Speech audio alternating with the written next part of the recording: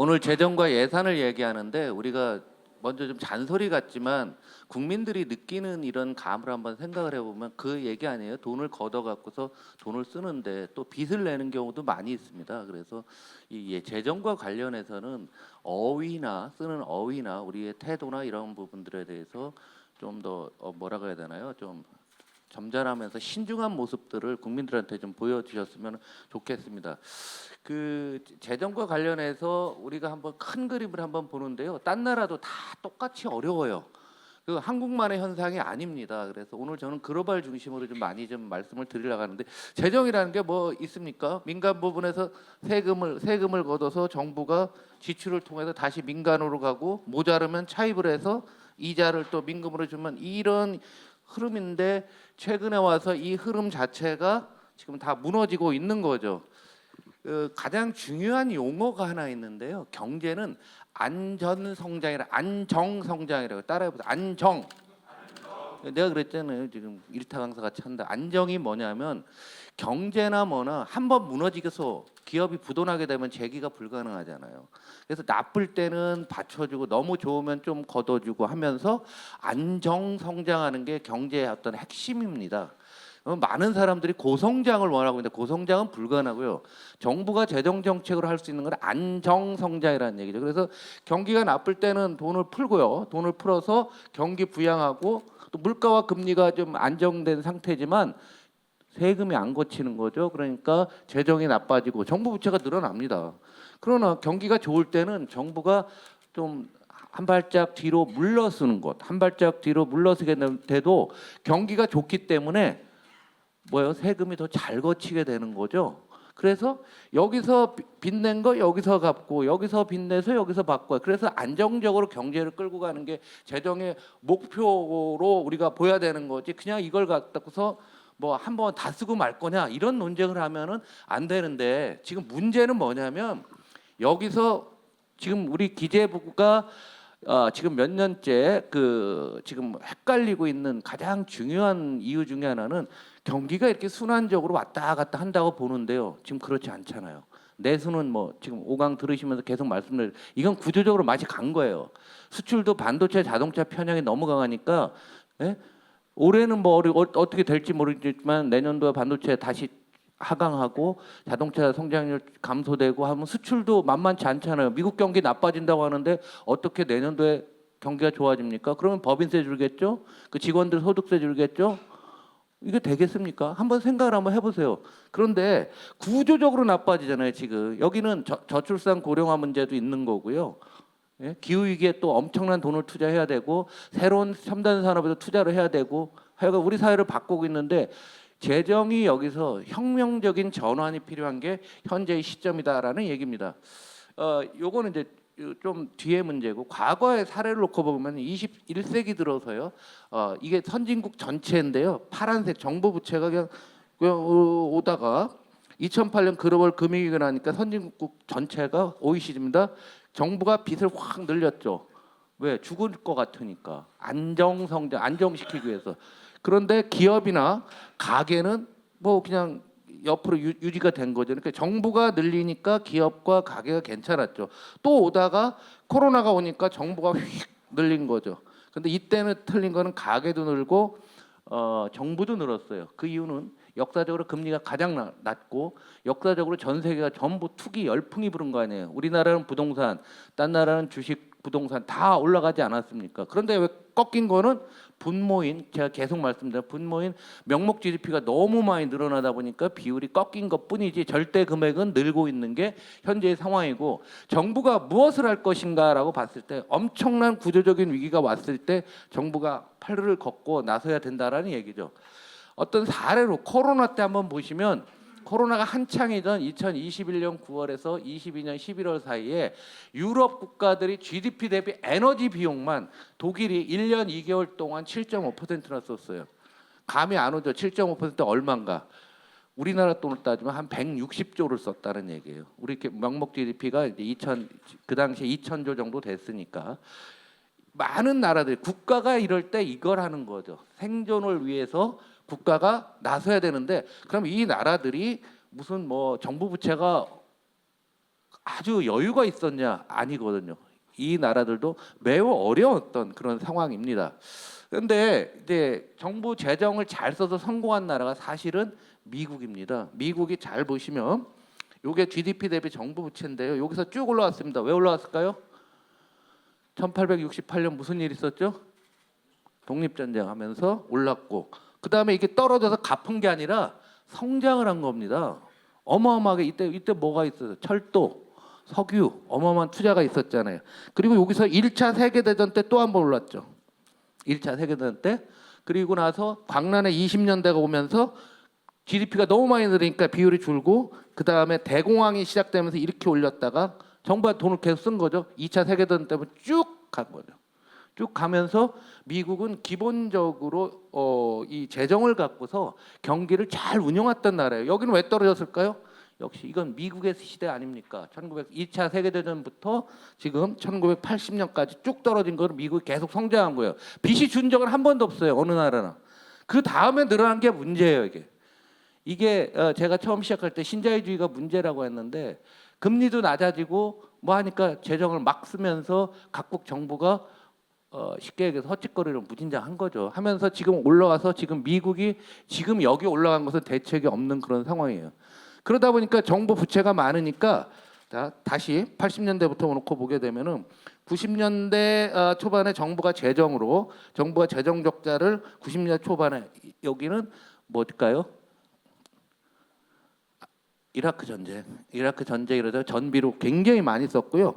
그 다음에 정부가 가만히 있다가 2000년대 초반에 오는 거는 벤처 버블이 무너지면서 썼는데, 중요한 건 미국 정부도 재정이 부족하다는 얘기죠. 그럼 여기 잘 보시면 파란색이 나오고 있는데, 요거는 돈을 풀어서 하는 겁니다. 양적 완화라고 하는 거예요. 영어로는 QE.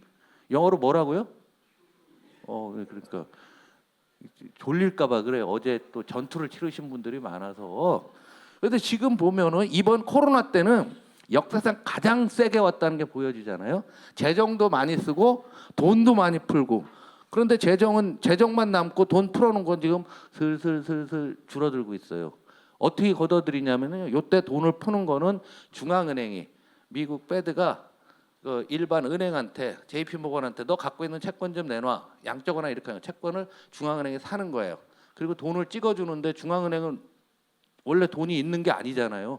그냥 숫자로, 가공의 숫자로 준 거죠. 이때 산 게 5년 만기 국채, 10년 만기 국채가 되면, 시간이 지나면 만기가 되면 다 들어가는 거죠. 아마 내년 이맘때쯤 되게 되면은 이 양적 완화해 놓은 것도 계속 걷어들일 수밖에, 자동으로 걷어들이거든요. 그래서 미국 경제가 이것만 놓고 봐도 쉽지는 않은데, 지금 어찌 됐건 단기적으로 보면 미국 정부가 굉장히 잘했다는 얘기죠. 이걸 다른 모습으로 또 보게 되면은요, 재정을 쓰는 강도에 대한 얘기인데요. 여기서는 파란색이고 빨간색 잘 보시면은 99년도 2000년도 초반에 벤처버블 무너지면서 9.11 테러까지 이어지는 이 국면에서 빨간색보다 정부가 전체 성장률 기여도가 빨간색이 쭉 나오잖아요. 그러다가 안정되니까 정부가 가만히 있게 됐고, 뭐 이때는 비슷한 상황이에요. 여기는 9.11이고 여기는 벤처버블이고요. 그 위에 쭉 가다가 글로벌 금융위기 때 정부가 구원투수 확 나섰잖아요. 빨간색, 이만큼 정부가 성장률에 기여를 한 거고, 그 이후에 놓고 보기엔 노란색, 돈이 걷어들였다는, 성장률 기여도가 낮아지는 거죠. 우리는 한 번도 이렇게 해본 적이 없어요. 나쁠 때 확 쓰고 좋을 때 걷어들이고 이런 것을 해본 적이 없어요. 우리는 밑도 끝도 없이 계속 찔끔 늘리기만 한 거예요. 뒤에 한국도 나옵니다. 그리고 이번 코로나 국면에서도 코로나 오니까 민간이 이만큼 마이너스가 되면 마이너스 31.4 QOQ예요. 그러니까 지난 분기 대비 연율인데 이만큼 줄으니까 큰일 났다. 정부가 돈 쓰고 그 이후에도 정부가 꼬랑지를 내리고 있고, 코로나가 물려난 다음에 경기가 나쁘니까 바이든이 이제 슬슬 또 예산을 늘리고 있습니다. 늘리다가 지금 한계에 부딪힌 게 현재의 상황이다라고 보시면 될 것 같고요. 특히 앞으로는 재정이요, 지금 교과서적인 재정, 안정 성장이 아니라 지금 국가 자본주의 시대라고서 제가 지난 강의에서 말씀드렸는데, 나라가 과학기술이나 국가 전략 산업에 투자를 하는 거죠. 지난주에 나왔던 겁니다. 정부가 GDP 대비 R&D 예산을 쭉 늘려놨죠. 이 기간에. 그래서 여기 끝에서 꼭 꺾였습니다. 요거 흉내낸 게 우리나라 작년도 R&D 예산 깎은 거죠. 근데 왜 깎았냐? 절대 규모는 과거 대비 많이 높지만은 더 이상 못 늘어요. 재정이 나쁘기 때문에 굉장히 어려워요. 대신에 이게 재정이 R&D 투자, 국가 전략을 못 하니까 민간한테 더 큰 힘을 주는 거죠. 미국은 민간 비중이 훨씬 큽니다. 그래서 제가 말씀드렸잖아요. 앞으로 규제 완화라든가 또 새로운 규제를 만든다. 이 규제 이슈가 미국 기업들 우리가 대신 투자해 줄 테니까 규제 좀 완화해 주세요. 뭐 이렇게 나올 거고요. 또 새로운 기술이 도입되니까 새로운 규제도 만들어가지 않겠는가라고 싶습니다. 그래서 지난번에도 말씀드렸지만 미국이 돈이 없으니까 선택과 집중을 한다고 해서 중요 기술만 딱 정해놓고 여기다 돈은 무차별 폭격을 가하고 있는 거예요. 우리는 무차별로 모든 예산에서 마이너스 10%뭐 이런 식으로 일주일 전에 카톡으로 작년에 했다고 하잖아요. 카톡으로 보냈다고 하는데 이렇게 미국이 어리버리해 보이고 트럼프 같은 사람이 대통령하고 있지만 하겠다고 하지만은 나름대로 국가 전략들은 유지를 하고 있다라는 얘기죠. 실패 사례는 일본입니다. 일본이 얼마나 삐리삐리하냐면요. 90년 되면서 90년 딱 1월 2일부터 일본에서 버블이 깨지기 시작하는데요. 일본에 있는 애들이 일본의 대장성이죠. 일본의 엘리트 그룹들이 무슨 얘기를 했냐면 그 이전에 일본이 엄청난 버블이 있었어요. 그러니까 버블을 잡기 위해서 재정을 줄여야 된다. 재정 적자를 냈습니다. 3년간. 이게 결국은 잃어버린 30년으로 가는 단초가 됐던 겁니다. 적당히 했어야 되는데 이걸 여기까지 3년을 줄여놓고 그 이후부터 찔끔찔끔 늘리는 거죠. 찔끔찔끔 늘리니까 아무 효과도 없이 지금까지 오는 거예요. 지금 일본 살아난다고 하는데요. 택도 없는 얘기입니다. 저는 뭐 작년 9월에 쓴 수축사의 2 다 읽어보셨죠? 안 읽어본 사람들 여기 출입하시면 안 되는데 작년 9월에 이거 안 된다고 했잖아요. 저 그 책에 써놨어요. 근데 이미 그렇게 되잖아요. 수상이 바뀌고 뭘 해도 안 되는 거예요. 지금 우리나라 재정이 그만큼 중요한 상황이에요. 왜 이 방향으로 갈 가능성이 매우 많다라는 겁니다. 우리가 일본형으로 간다고 했을 때 재정 측면에서는 바로 이런 우를 범하려고 하는 게 재수도 없게 이럴 때 그 오빠가 들어온 거예요. 와갖고 이거 흉내내고 있는 겁니다. 근데 지금 기재부나 이런 사람들도 머릿속도 이 당시의 대장성이랑 생각하는 게 똑같습니다. 그래서 제가 이런 얘기를 했죠. 재정이 무슨 종교로 떠받드는 사람들이 있어요. 지금 종교에 이거는. 그래서 일본이 어떻게 됐냐면 계속 조금 늘리다가 여기에서 고이즈미가 오면서 여기 이제 여기선 고이즈미고요. 요 다음에 아베가 오면서부터 미친 듯이 더 많이 늘려놨죠. 어마어마하게 늘려. 그 사이에 민간이나 기업은 투자 안 하고 민간은 그냥 있는 대로 살지 뭐 지출 줄이고 이게 습관화된 게 현재의 상황입니다. 이렇게 되니까 경제가 살아날 수가 없는 거예요. 어제 그 여의도 IFC 몰 지하에 딴 일 있어서 가서 보니까 저 회전 초밥 있잖아요. 웬만한 게 하나에 5,000원, 참치는 6,500원 하는데 일본 오사카에 1,000엔짜리 집 있잖아요. 한국 사람 굉장히 많이 가는데 그 집이 1,200엔으로 올렸다고 우리나라 신문에 나왔고 그랬어요. 얼마입니까? 그럼 금액 우리나라 돈은 100엔에서 우리나라 돈은 1,200~1,300원밖에 안 하는 거죠. 그러면서 나라가 맛이 가는 거예요. 그런데 이걸 이렇게 늘려놨는데 지금 기재부 머릿속은 이걸 보고 있어요. 국채 발행액은 막대기고요. 전체 예산 중에서 국채를 발행해서 쓰는 게 40%나 되는 거예요. 올해 예산 뭐 700조인가요? 700조에 47, 28, 280조를 한다는 얘기죠. 이런 식으로 언제부터 해왔습니까? 2000년부터. 24년을 하고 있어요. 지금 일본이. 이게 정상적인 나라입니까? 그래서 항상 우리가 일본을 얘기할 때 하는데 일본은 재정을 초기 단계에서 잘못 써서 이런 문제가 왔고요. 그래서 많은 나라들이 GDP 대비 재정 적자 보게 되면 2019년과 20년 비교를 잘 하셔야 돼요. 코로나 때 돈 얼마 썼나는 거죠. 쭉 보시는데 내가 이제 영국을 줄여놨는데 영국이 110에서 141로 화끈하게 놀려요. 한국은 39에서 44. 이번 예산 논쟁에서 다 그럴 겁니다. 전 정부 때 뭐 예산을 막 써갖고 하는데요. 이 비율로 얘기 안 해요. 지금 정부가. 뭘로 얘기하면 금액으로 얘기하죠. 금액으로 400조라고 하잖아요. 그게 얼마나 거짓말인 뒤에 다 자료가 있습니다. 금액으로 400조를 얘기하는 거. 그럼 사람들이 많아 보이는 거잖아요. GDP 대비 재정 적자라면 한국이 제일 조금 썼는데 아무것도 뭐 보일 수가 없는 거잖아요. 논거가 안 되니까. 그래서 기재위나 어디서 누가 뭐 우리 GDP 대비 재정 적자 비율 얘기하는 사람 한 사람도 없고, 두 번째 코로나 얘기 절대 안 합니다. 코로나는 전 인류 80억이 언제 죽을지 모르겠다라는 그 위험에 쌓였던 게 코로나예요. 여러분도 마찬가지잖아요. 2020년에 저희 21대 초선들 정말 고생 많이 했어요. 전부 마스크를 쓰고 만나니까 우리의 유권자도 그렇고 국회의원도 만데 얼굴 익히는데 시간이 너무 오래 걸렸어요. 실수들 많이 했잖아요. 왜 그런 생각도 못하죠? 누가 누구랑 만나서 집에서 일주일간 격리를 다 해보셨잖아요. 의도적으로 또 걸리려고 또 누구 만났다고 하는 사람도 있고 별 쇼가 다 있었는데 그런 적이 인류 역사상 있었나? 그래서 정부가 돈을 쓰는 건 당연한 거 아니에요. 일단 살고 봐야 되니까. 그 얘기를 절대 안 합니다. 이 비율 얘기도 안 해요. 역으로 여러분들이 비율 얘기를 해주셔야 돼요. 참고로 이 비율은요, 기관마다 다 틀려요. 정부 부채를 따질 때 6가지가 있죠. D1부터 D6가 6개가 있고요. 기관만 나라마다 다 틀립니다. 그래서 여러분들이 이제 이런 비율을 제시할 때 재정은요 굉장히 조심해서 사용을 하셔야 돼요. 그리고 숫자가 계속 바뀌고 업데이트되고 있거든요. 그래서 혹시 실수할 수 있기 때문에 GDP 대비 재정 비율 이런 거 여러분들 정말 관심. IMF 통계 틀리고요, OECD 틀리고, BIS 틀리고, 뭐 다 기관마다 상당히 많은 차이가 납니다. 그러니까 정부는 그런 것들 중에서 한국이 괜찮은 통계만 갖다 치사 선택해서 쓰는 거예요. 우리 민주당에서 정책 능력을 가지려고 하면은 그런 것도 함께 살펴보는 조직이 필요한데 지금 아무도 살펴보는 사람이 없어서 상당히 좀 유감스럽습니다. 근데 이제 지금 과도한 정부 부채 문제가 너무 심각한데요. 재정 지출의 이자 지출을 놓고 보게 되면은요, 예? 이자 지출 금액으로 놓고 보는 거죠. 요거는 이제 이거 비율이고요. 그냥 옆으로 쭉 보시면은 1년에 한 4천억 달러, 3, 4천억 달러를 왔다 갔다 하다가 코로나 때 화끈하게 썼죠. 쭉 올라가는데 여기서 금리를 올렸잖아요. 그러니까 이자 지급이 많아질 거 아니에요.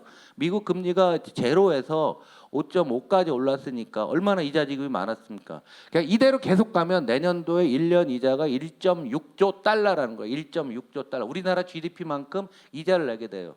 그런데 150bp 지금 미국 금리 내린다고 하잖아요. 추석 연휴 때 또 요동을 칠 것 같습니다. 그때 이제 금리를 내릴 건데 다 알고는 있는데 얼마나 내릴지를 모르는 거죠. 근데 올해는 이제 이 자료 만들 때 3번 내리는 거로 보고 만들어. 3번 내리면 1.2조 달러 정도. 4번 내린다 하면 1.1조 달러. 그런데 미국 국방비가 9천억 달러, 메디케어 의료보험이 8,800억 달러인가 그래요.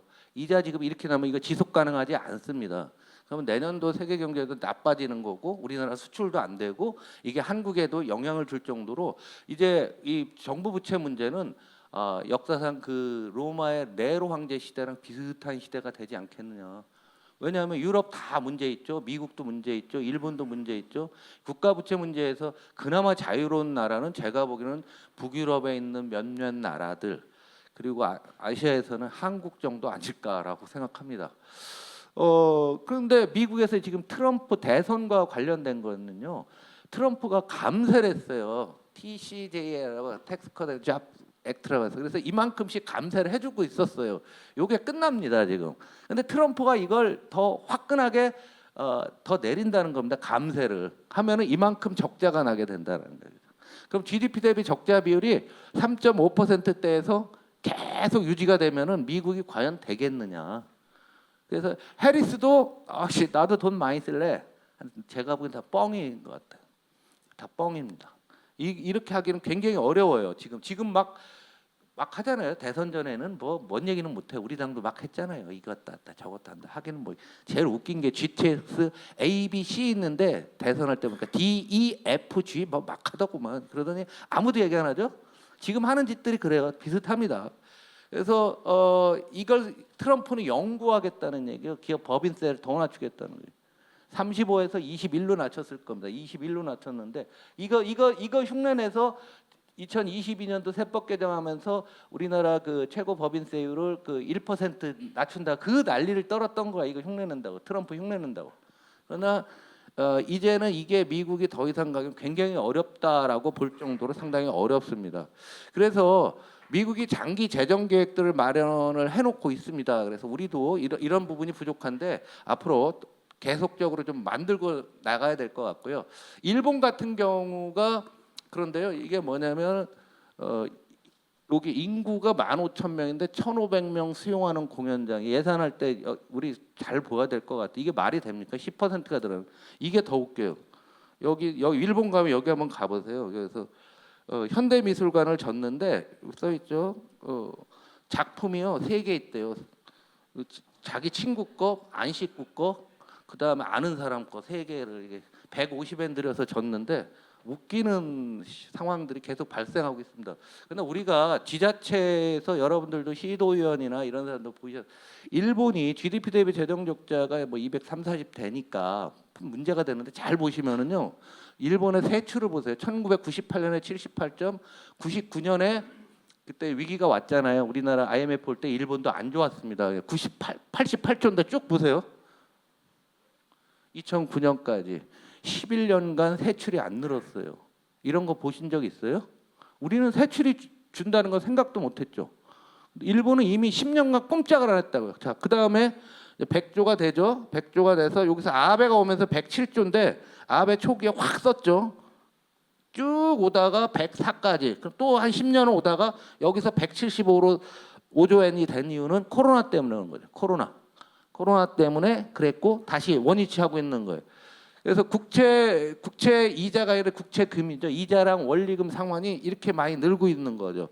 재미있는 게 이거예요. 지방교부금. 이거 하면서 아마 의원님들 특히 초선 의원님도 굉장히 걱정이 많으실 거예요. 지역 민자 사업 때문에. 지방교부금이 15조 엔에서 쭉 오다가 19조 엔 피 끝이고 다시 15조 엔이네. 그냥 보세요. 그러면 98년에서부터 지금까지 똑같다 이렇게. 일본이 우리 보수 신문들 보면 일본이 새로 무장을 해서 뭐 방위를 늘리고 다 개소리예요. 여기 방위비가 빠졌는데 이때랑 5조 엔 지금도 5조 엔인데 한 7조 엔 올해 한다고 하는데 불가능할 것 같습니다. 그래서 재정을 장기적으로 보고 제가 처음에 겸손하고 진지하게 우리가 용어를 써야 된다는 것은 바로 이런 것들 때문에 그렇습니다. 뒤에 같은 거를 다르게 좀 해놓은 거고요. 우리가 좀 한번 살펴봐야 될 게 독일인데요.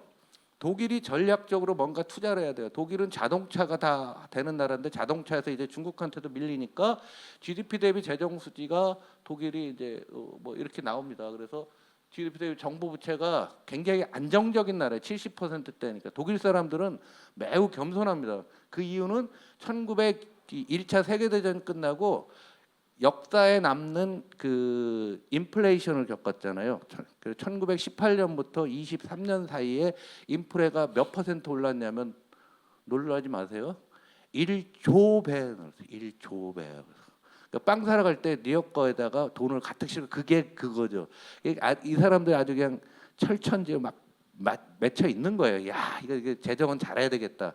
그러다가 나라가 어떻게 될지는 몰라요. 그래서 우리가 재정을 하면서 올해 관심 있게 보셔야 될 거는 과연 독일이 어떻게 할까? 이태리는 그냥 끝난 나라니까 별로 똑같은 입장인데 이태리는 아무 생각이 없잖아요. 산업도 없고 하다 보니까 이런 문제가 되는데 독일이 어떻게 하나 여러분들 잘 좀 보셨으면 좋겠고요.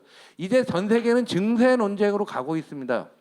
그런데 지금 우리 당이 여기서 굉장히 어려운 상황이 된 거죠. 딴 나라들은 증세를 논의하려고 하는데 트럼프가 안 되면은 해리스가 되는 순간부터 전부 증세 모드로 갈 가능성이 커요. 왜? 딴 나라들 전부 다 지금 재정이 안 좋기 때문에 그렇습니다. 그래서 요거는 이제 상식으로 보시면은요, 소득세 최고 소득세율이 93까지 가죠. 여기 언제예요? 2차 세계대전이 끝난 다음에 아까 GDP 대비 정부 부채가 100% 넘었을 때 그때죠. 최고 소득세율이 93%라고 들어보셨습니까? 1억 벌면 9,300만 원 세금 내면은 기분 좋을 사람 있어요? 못 살죠. 근데 이건 최고 소득세율이에요. 그러니까 우리나라 돈으로 한 지금 돈으로 100억 이상 뭐 이런 사람들 몇 명. 요즘 얘기하는 부유세 같은 개념이고요. 일반은 그렇게 높지는 않았어요. 그래도 한 50% 이상은 됐었죠. 이게 상식으로 하시면 여기다 여기서 뚝 떨어지죠. 90에서 70으로 떨어진다. 누구게요? 미국 사람이 제일 사랑하는 사람. 케네디. 케네디가 뭐 가만히 보면 뭐 한 거 있나? 그럼 이거 내치니까 사람들이 그냥 좋은 거예요. 그래서 오다가 레이건이 그래? 70에서 28까지 두 번에 걸쳐서 팍 내리는 겁니다. 여기서 낙수 효과라는 얘기가 나온 거예요. 낙수 효과. 이렇게 낮추니까 사람들이 돈을 썼다고 하는데요. 효과 하나도 없었습니다. 결론적으로. 이때부터 미국의 정부 재정은 더 나빠졌어요. 그래서 어느 나라나 지금 증세 논쟁을 하고 있는데 지금부터 아마 이번 미 대선 11월 5일 첫 둘째 주를 지나고 나게 되면은 아마 해리스가 되는 순간에 태세가 좀 바뀔 가능성이 상당히 있다라는 거죠. 이때 지금 우리는 뭘 하고 있습니다. 지금 가장 난처한 문제가 상속 증여세 문제, 종부세, 금투세 세 가지잖아요. 우리 더 거둬야 되는데 잘못 얘기하면 포퓰리스트인데 작살이라고. 저도 뭐 금투세 찬성하는 듯하게 얘기했다가 요즘 되게 혼나고 있어요. 여의도 저쪽 동여의도 다닐 때는 변장을 하고 다녀야 돼. 아니, 진짜요. 지금 우리 세상이요 얼마나 무섭냐면은요. 하나증권 애널리스트가 작년에 배터리 문제 있다고 배터리 고점에서 팔으라고 썼다가 길에서 폭행당했습니다. 요즘 포퓰리스트들은 안 그래요. 여러분들도 저기 금투세 찬성하시는 분들 주의하시기 바랍니다. 동여의도에서 저녁에 함부로 다니시면 안 돼요. 우리나라가 이렇게 후진 나라가 됐습니다. 자본시장에 포퓰리즘이 유행하고 있는데 저 정말 창피해요. 이거 30년 전, 40년 전에도 이런 적이 없었는데요. 지금 분위기가 그래요. 그래서 미국도 증세를 하려고 뭐 여러 계획들을 바이든이 노력을 했지만 아무것도 못했어요. 그러나 이제 내년이 돼서 국채 발행이 막 늘어나고 경기가 나빠지면 미국도 할 거다라는 얘기예요. 그건 트럼프가 돼도 할 가능성이 커요. 근데 트럼프는 이걸 안 올리고 대신 관세로 한다고 하는데요. 미국의 관세 얼마 안 됩니다. 많을 것 같죠? 1,000억 달러나 되나? 1,000억 달러인가? 1조 달러가 1,000억 달러, 1,몇백 얼마 되지도 않아요. 그거 올려봤자 미국 경제 하등 도움 안 돼요. 물가만 오르는 거죠. 뭐 이런 거 있으니까 살펴보시고요. 여기서 재밌는 게 의무 지출이라는 게 있습니다. 사람이 고령화되니까 복지 지출이 다 늘잖아요. 기본적으로 우리가 뭐 할 때 기초노령연금을 받는 사람 숫자가 계속 늘으니까 자동으로 늘어가는 거 있잖아요. 이 부분이 우리나라도 동일하게 나타나고 있습니다. 그래서 증세 논쟁인데 뒤에 보여드릴게요. 이때 되게 웃긴 일이 있었던 게 이게 2022년도에 세법 개정할 때 그 법인세 낮추는 거 있죠. 지금 1% 낮추는 거고 미국 같이 화끈하게 못 낮추고 낮출 때 보면은요. 뭐 만약에 KB금이 6조 5천억을 받는데 1%가 얼마입니까? 6조 5천억이면 650억이에요. KB금이 끈값이에요. 그때 정부가 별 얘기들을 내려준다고 생색을 내고 있지만 경제에 아무런 영향도 없고 오히려 세수만 주는 결과가 됐어요. 이 당시에 그때 12월 달에 2020년 최태원 회장이 이런 얘기를 했어요. 법인세를 깎아줘도 투자나 고용 중 경제 회복 효과가 일지 않는 분야도 분명 있다. 맞춤형으로 지원하는 형태가 돼야 한다라는 거죠. 세액공제 뭐 이런 얘기입니다. 그래서 우리가 지금은 매크로하게 보편적으로 모든 사람들한테 세금을 깎아주는 것보다는 국가의 전략과 관련된 부분에 집중적으로 지원하는 게 낫다라는 얘기죠. 지금 중국이 그러고 있어요. 중국은 세율을 건드는 게 아니라 보조금을 지금 늘리는 산업들 보면 2차 전지, 승용차 이게 전기차겠죠. 자동차 부품, 통신 이 얘들의 미래에 도움이 되는 쪽에 보조금들을 팍팍 늘리고 있어요. 팍팍. 그러니까 국가가 어떤 전략을 갖고 있는 이 재정은 지난 4강에서 했던 과학기술과 다 연결이 되어 있는 겁니다. 중국은 그렇게 하고 있는 거예요. 이렇게 되면은 나중에 곤란해진다니까 한국은요. 그럼 우리나라는 어떻게 했냐? 뭐가 없어요. 이 글로벌 금융위 때 민간이 이렇게 되니까 여기서 정부가 나섰죠. 근데 이게 뭐예요? 4대강. 4대강 투자한 겁니다. 그 이후에도 정부가 찔끔찔끔 쓰고 왔어요. 찔끔 쓰고 오다가 코로나 오니까 조금 썼고 그 이후에 자꾸 노란색 밑으로 먹는 이유는 이것들 정부가 돈을 전분기 대비 안 쓰면서 경기 자극을 못 하고 있는 게 현재의 상황입니다. 왜 이런 상황이 되냐면 경제와 사회를 보는 근본적인 시각 차이가 있습니다. 자, 민간 소비를 보면 미국은 이 트렌드로 가는데 한국도 똑같이 왔죠. 코로나가 띡 오게 되니까 미국은 올라왔다 정부가 적극해서 이렇게 많이 올려놨습니다. 한국은 여기서 미국보다 더 빨리 가다가 윤 정부 출범하는 요 그림 딱 맞죠. 요때부터 옆으로 가고 있는 거예요. 그러면서 갭이 확 벌어진 거죠. 윤 정부가 뭘 잘못했나? 여기 있는 거예요. 이거 8월 28일 2주 전에 나왔잖아요. 대통령이 블록버스터로 경제가 좋다고 왔다는데 그 어느 신문이에요? 이 신문 사설입니다. 여기 써 있잖아요. 그 다음 날 산업 생산이 감소하고 대통령의 말이 하루 만에 무색하게 됐다. 지금 완전히 동화 돌아선 지는 오래됐고 조선과 중앙도 수시로 돌아서고 있죠.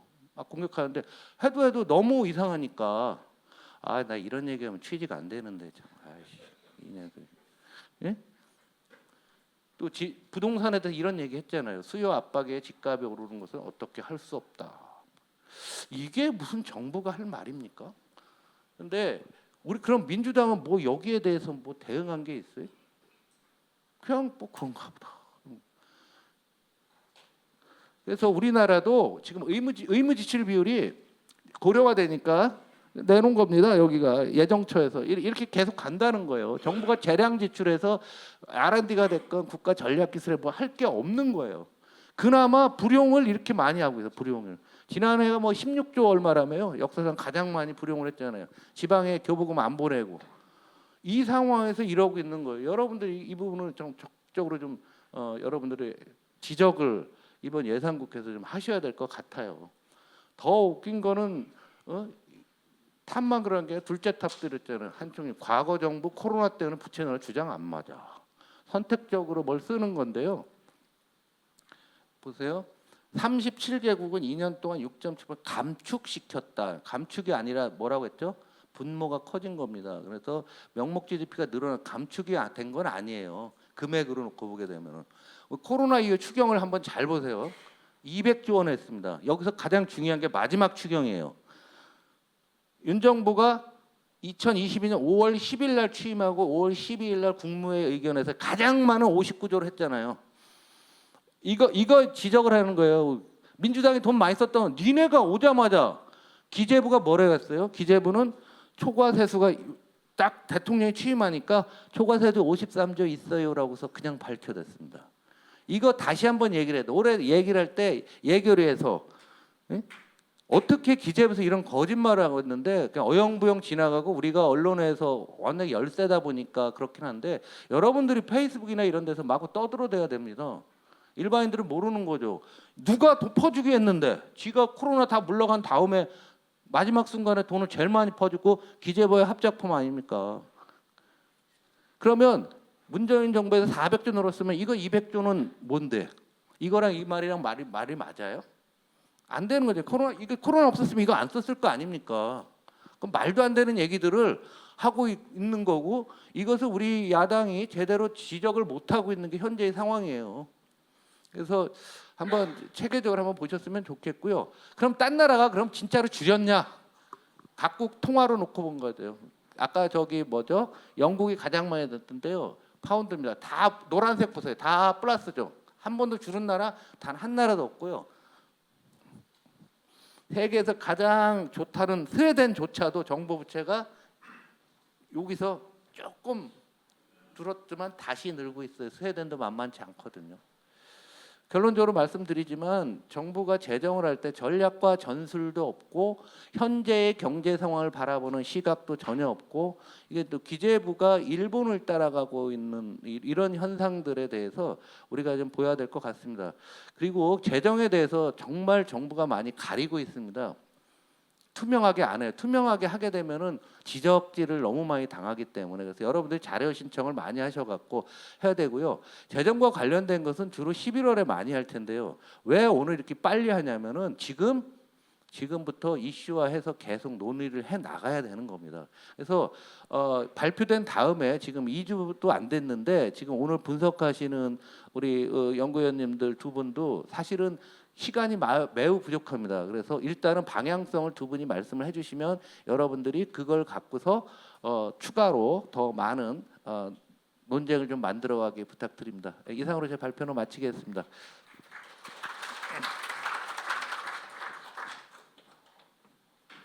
이 조세재정연구원은 정부 정책을 짤 때 가장 참고를 많이 하는데요. 재정의 전반적인 문제나 뭐 이런 측면에 대해서 우리 가장 잘하시는 분이니까 한번 이것도 다른 차원에서 한번 살펴보시기 바랍니다.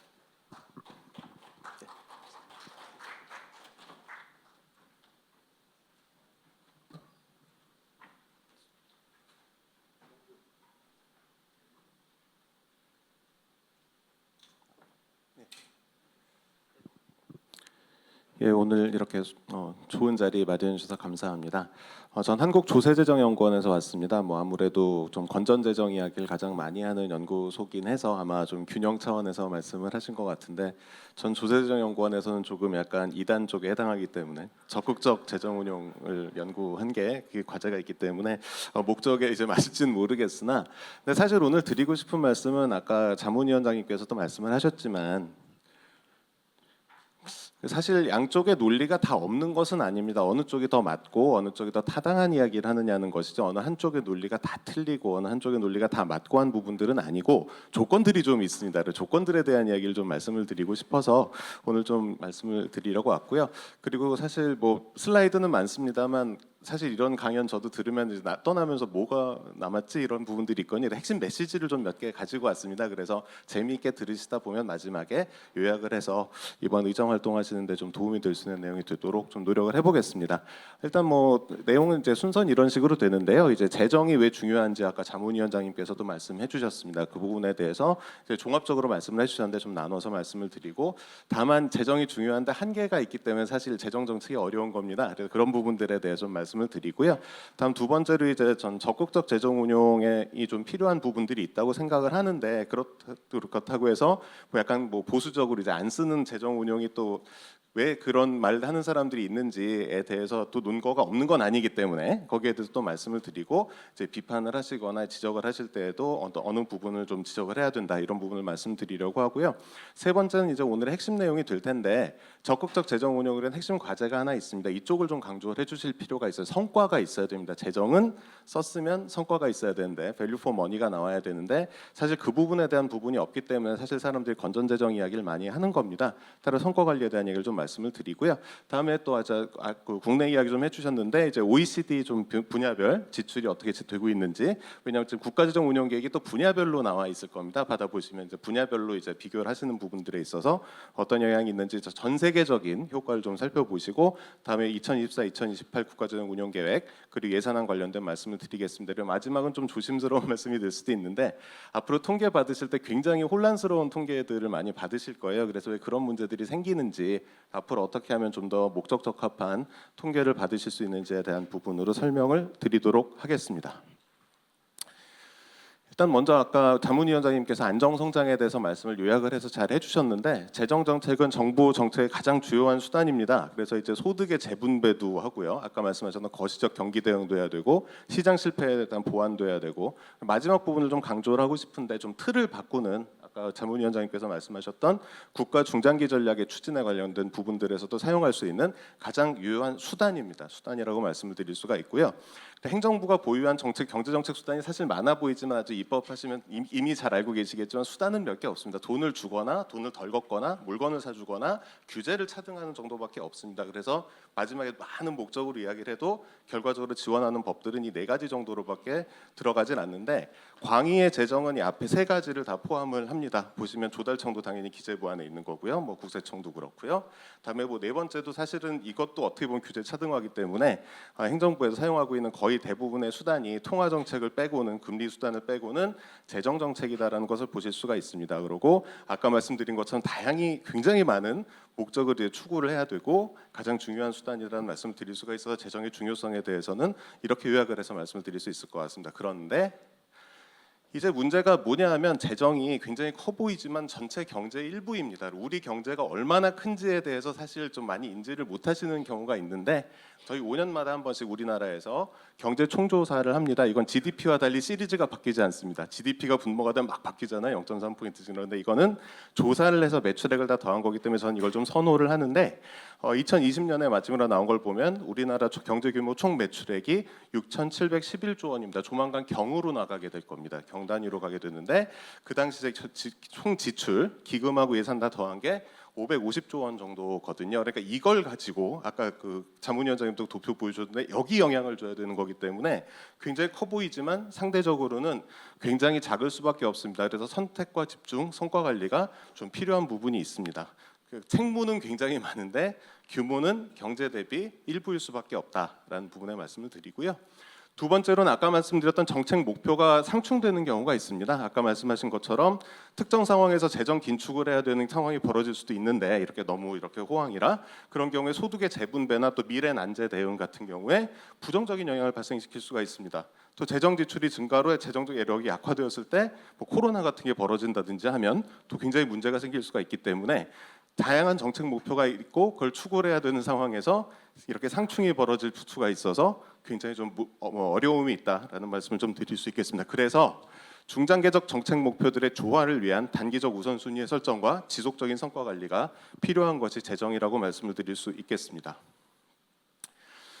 자, 이건 뭐 약간 이단적인 얘기일 수도 있는데, 근데 2021년에 했던 과제입니다. 그런데 이제 미래에 일반적으로 재정이라고 하면 많은 연구들이 어떻게 되어 있냐면 사회가 이렇게 변할 거다. 그러니까 우린 이렇게 써야 된다라는 쪽으로 재정을 수동적으로 본 경우가 많이 있습니다만 재정이 미래를 바꿀 수도 있는 부분이 분명히 있습니다. 틀을 바꿀 수가 있기 때문에 예를 들면 뭐 인구 변화나 사회인식 변화 이런 게 있으면 앞으로 복지 지출이 이만큼 나갈 테니까 이만큼을 써야 되겠네라고 하는 게 좀 수동적인 입장이라면 정책 목표의 개선을 통해서 미래 경제 진행 방향에 영향을 주는 게 우리가 얘기한 아까 그 거대한 그런 전략이라는 전술이 될 수가 있다고 생각을 할 수 있습니다. 그래서 전 이렇게 정의를 했었는데 미래 경제 진행 방향에 영향을 주기 위해서 재정 분야별, 사업별 배분을 능동적으로 운용을 하는 것을 말씀을 드릴 수가 있습니다.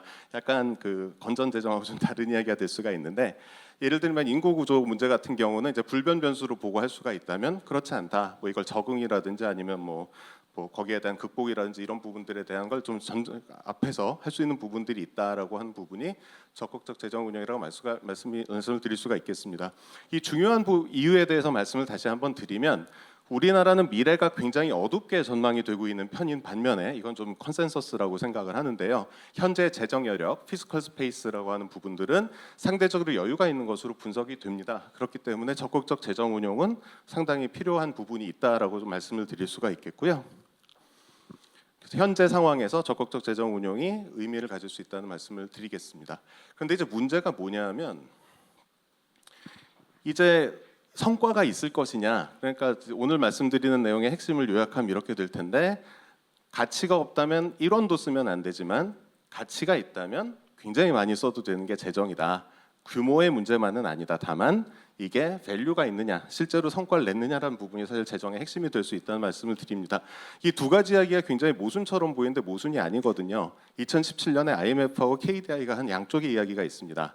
당시 재원에서 단기, 중기 재정 건전성 우려가 낮으니까 적극적으로 재정 운용을 하라고 제안을 했는데 같은 해에 KDI에서는 어떤 이야기를 하냐고 하면 만약에 목표한 성과를 달성하지 못하면 총생산과 소비 투자가 20% 이상 줄어들 수도 있다. 그러니까 우리가 이 전투를 해서 이기면 좋지만 진다면 정말 문제가 될 수 있다라는 이야기를 하는데 이 두 가지가 모순이 아닙니다. 그러니까 이쪽에서 이야기하는 건 그래도 미래를 좀 밝게 만들어야 되는 게 아니냐. 이쪽은 잘 되면 상관없는데 잘못됐다간 진짜 큰일 난다라는 이야기를 하고 있는 부분입니다. 그래서 두 가지는 모순이 있는 이야기는 아니고요. 그래서 건전재정 이야기 하시는 분들이 이쪽 이야기를 많이 하시는 내용이라고 보시면 되고 또 이제 적극적으로 재정 운용하고 싶으신 분들이 이쪽을 좀 강조하는 내용이라는 걸 말씀을 드릴 수가 있고요. 어느 한쪽이 꼭 틀렸다라든지 맞았다라든지라고 말씀을 드리긴 좀 어렵다고 요약해 드리겠습니다. 그래서 그러면 실제로 어떤 성과들이 있는지를 한번 좀 살펴보면 어떨까라는 생각이 들어가지고 이건 우리나라 재정뿐 아니라 전 세계 OECD 자료를 가지고 한번 분석을 해보자라고 해서 분석을 했었고요. 지금 발표드릴 내용은 국회 예산정책처에서 발간한 예산정책연구의 학술 논문으로 억셉트가 됐기 때문에 어느 정도 검증된 내용이라고 좀 말씀을 드릴 수가 있겠습니다. 좀 약간 요약을 해서 말씀드리면은 한국의 GDP 대비 정부 지출 비중은 OECD 국가에 대해서 낮습니다. 낮은데 증가율이 가파릅니다. 그러니까 이것도 양쪽이 다 있는 거죠. 그러니까 만약에 너무 늘어나고 있다 그러면 수준이 낮다고 말씀하시면 되고요. 수준에 대한 얘기를 하면 또 증가율에 대한 얘기를 하시면 되는 부분이 있습니다. 그래서 어느 부분들에 이건 뭐 자료를 읽어보시면 되기 때문에 제가 자료집에 잘 말씀을 드려서 지금의 비중 변화에 대한 부분은 이렇게 말씀을 드릴 수가 있을 것 같고요. 이제 국가 기준으로 본다면 이게 OECD 평균입니다. OECD 평균인데 우리나라는 여기 있으니까 당연히 정부 지출 수준은 낮다라고 보실 수가 있겠고요. 그리고 지난 동안 우리나라가 어디를 좀 늘려왔고 어디를 줄여왔냐라는 부분인데 일반 공공행정 같은 경우는 좀 늘렸고 연안 쪽이 OECD가 한 거고 이게 우리가 한 거다라고 보시면 되겠습니다.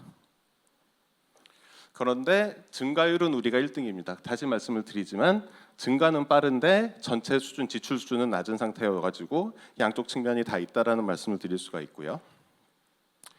자, 그래서 이제 효과가 있느냐가 제가 아까 말씀을 드렸던 거잖아요. 이건 우리 재정 당국만의 문제가 아니라 저도 좀 조심해야 되기 때문에 전 세계 재정 당국의 성적표입니다. 전 세계 재정 당국의 성적표를 보는 건데 예를 들면 우리나라가 당연한 분야가 있지 않습니까? 경제에도 돈을 쓰고 뭐 사회 보호에도 돈을 쓰고 그걸 입력으로 보고요.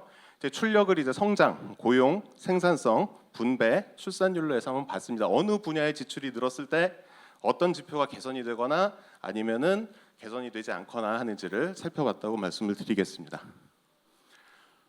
그래서 이제 놀라운 사실이 이게 요약표인데 그래서 오늘 핵심 메시지 중에 하나인데 그 명칭에 현혹되시면 안 된다가 오늘의 핵심입니다. 그러니까 의도한 것과 명칭과 실제 결과가 꼭 같게 나타나지 않습니다. 그러니까 예를 들면 경제 업무 같은 데다가 넣으면 우리가 기대하기로는 실질 GDP가 늘거나 1인당 실질 GDP가 늘어날 것 같지만 그쪽에는 영향이 잘 나타나지가 않고요. 오히려 보건에 지출을 했을 때 OECD 국가 평균입니다. 보건에 더 많은 지출을 했었을 때 국민 소득이 올라가는 이런 현상도 나타나게 됩니다. 그리고 사회보호에 썼을 경우에는 좀 경제 쪽에는 나쁜 영향이 나타나기도 하고요.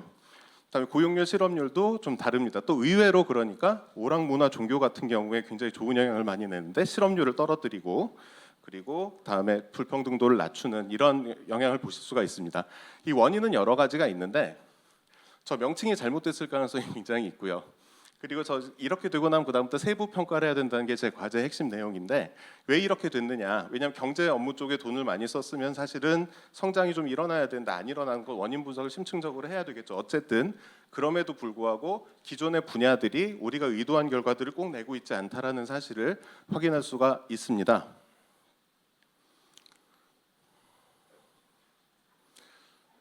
그리고 좀 재미있는 사실이 하나 있는데요. 출산율은 그 어떤 분야의 지출이 늘어도 늘어나는 거나 줄어들지 않았습니다. 그래서 사실은 재정 지출로 출산율을 제고하거나 그러긴 좀 어려울 수도 있다는 그런 함의도 좀 나타내고 있고요. 그리고 뭐 우리나라가 아시다시피 전 세계 그러니까 OECD에서 가장 인구 밀도가 높은 편입니다. 그래서 출산율이 좀 낮아지는 건 자연스러운 부분도 있기 때문에 이게 재정으로 대응할 수 있는 부분은 좀 제한적일 수도 있다라는 함의도 좀 말씀을 드릴 수 있겠습니다. 그래서 오늘 지금 보여드린 이유가 요약을 해서 말씀을 드리면 정부 분야별 지출 분석 결과 분야별 지출이 반드시 예상한 결과를 도출하고 있지 않았다는 점은 상당히 중요하다는 말씀을 드리고 싶습니다. 보건 지출이 생산성을 높일 가능성도 있었고요. 경제 지출 감소가 경제적 질적 목표를 더 도울 가능성도 확인할 수가 있었습니다. 이렇기 위해서는 제대로 명실상부하게 정책들을 분류를 하고 분야별로 심층 평가를 해서 관리를 할 필요가 있고요. 그러니까 사실 민주당 쪽에서는 좀 더 적극적인 재정 운영을 원하실 거라고 생각을 합니다. 그렇다면 필수적으로 따라가야 되는 패키지가 재정 성과 관리라고 말씀을 드릴 수 있습니다. 이걸 잘 할 거기 때문에 우리는 적극적으로 운영을 하길 원한다라고 말씀을 하신다면 굉장히 타당한 논리가 되고 일관적인데 만약에 이제 그게 좀 잘 안 됐을 경우에는 아까 반론들이 나오는 거죠. 지금 잘못됐을 경우에는 GDP 20%가 빠질 텐데 어떡할 거냐. 나중에 우리가 뭐 정말 코로나 같은 게 벌어져서 대응할 수 있는 재정이 없으면 어떻게 할 거냐. 이런 문제에 대한 반론을 들으실 수가 있는 겁니다. 그래서 오늘 뒤에도 또 나올 텐데 너무 명칭에 이렇게 현혹되지 마시고요. 예를 들면 농담 삼아 저도 그런 얘기 하거든요. 저도 이제 만약에 이렇게 명칭을 멋대로 할 수 있으면은 제 연구를 앞으로 국민 행복 연구라고 부르겠다. 그럼 이제 제 연구에 토를 달면 죄송합니다.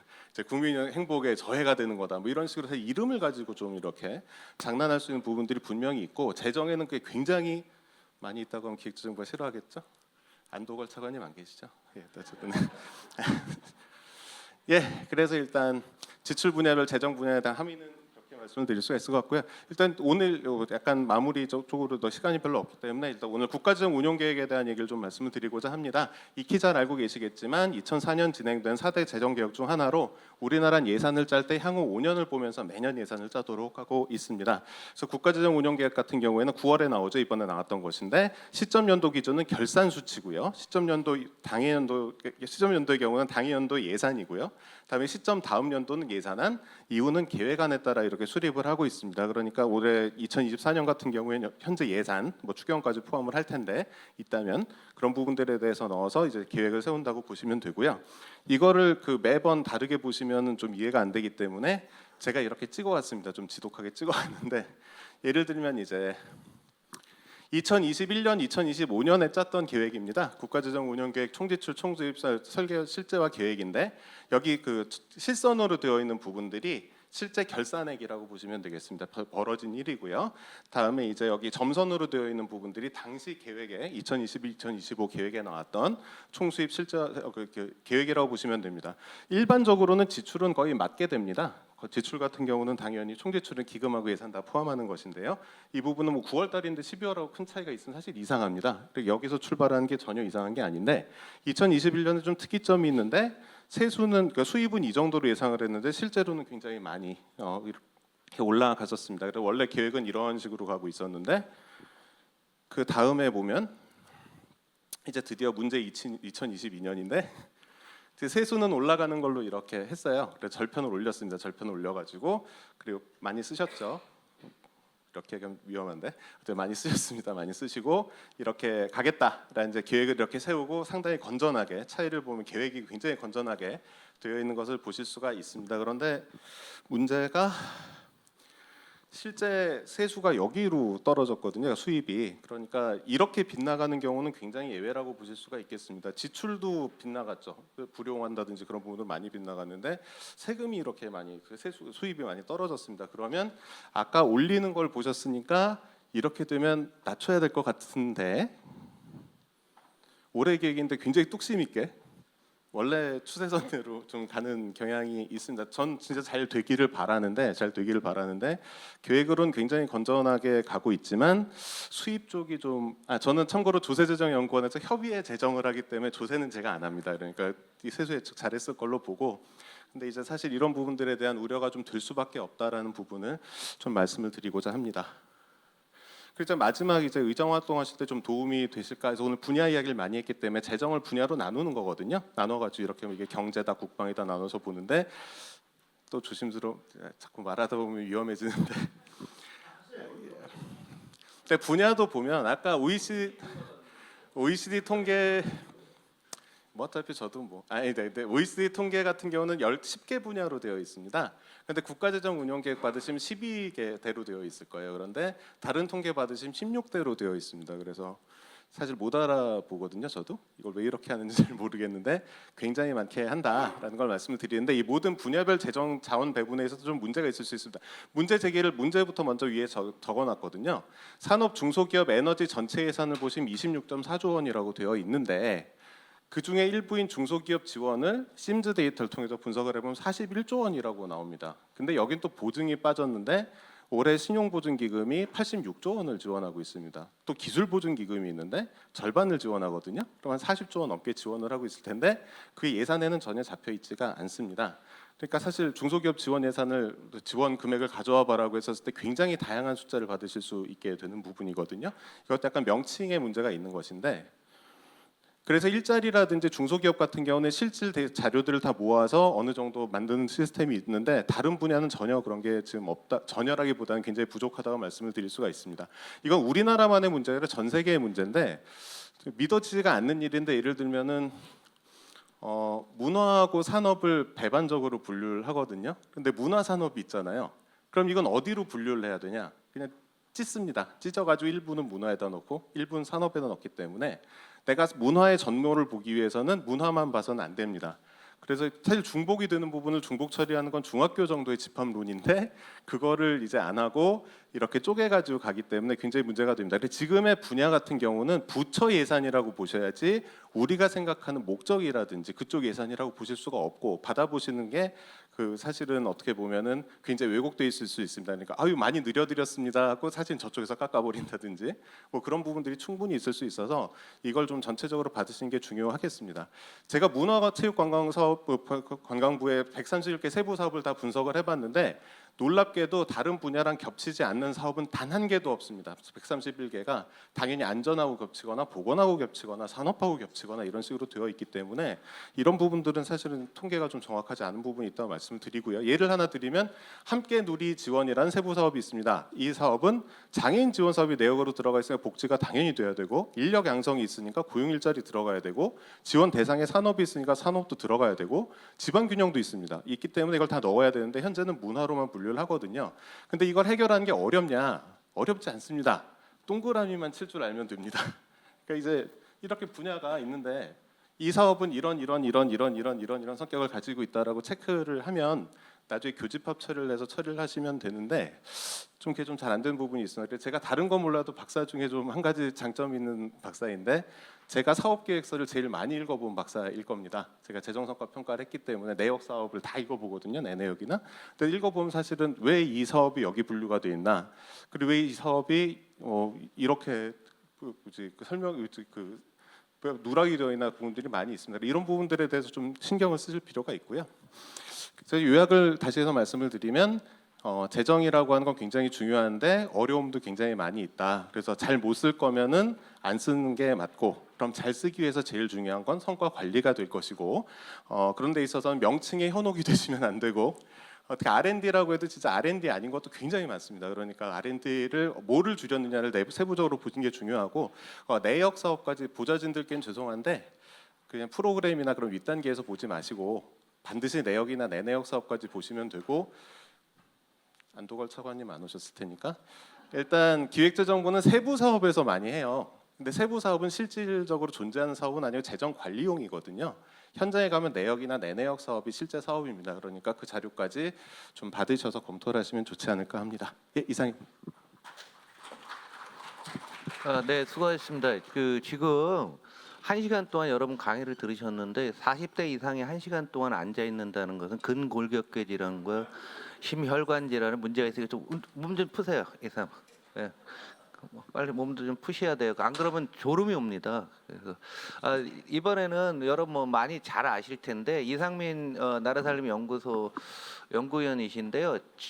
맨 처음으로 지금 예산 관련해서 분석 자료를 내는 겁니다. 그래서 뒷부분에 이번 예산에 대해서 그동안 예리하게 분석을 해왔는데 처음 나오는 거기 때문에 여러분들이 오늘 좀 꼭 숙지하셔갖고서 대응해 주시기 바랍니다.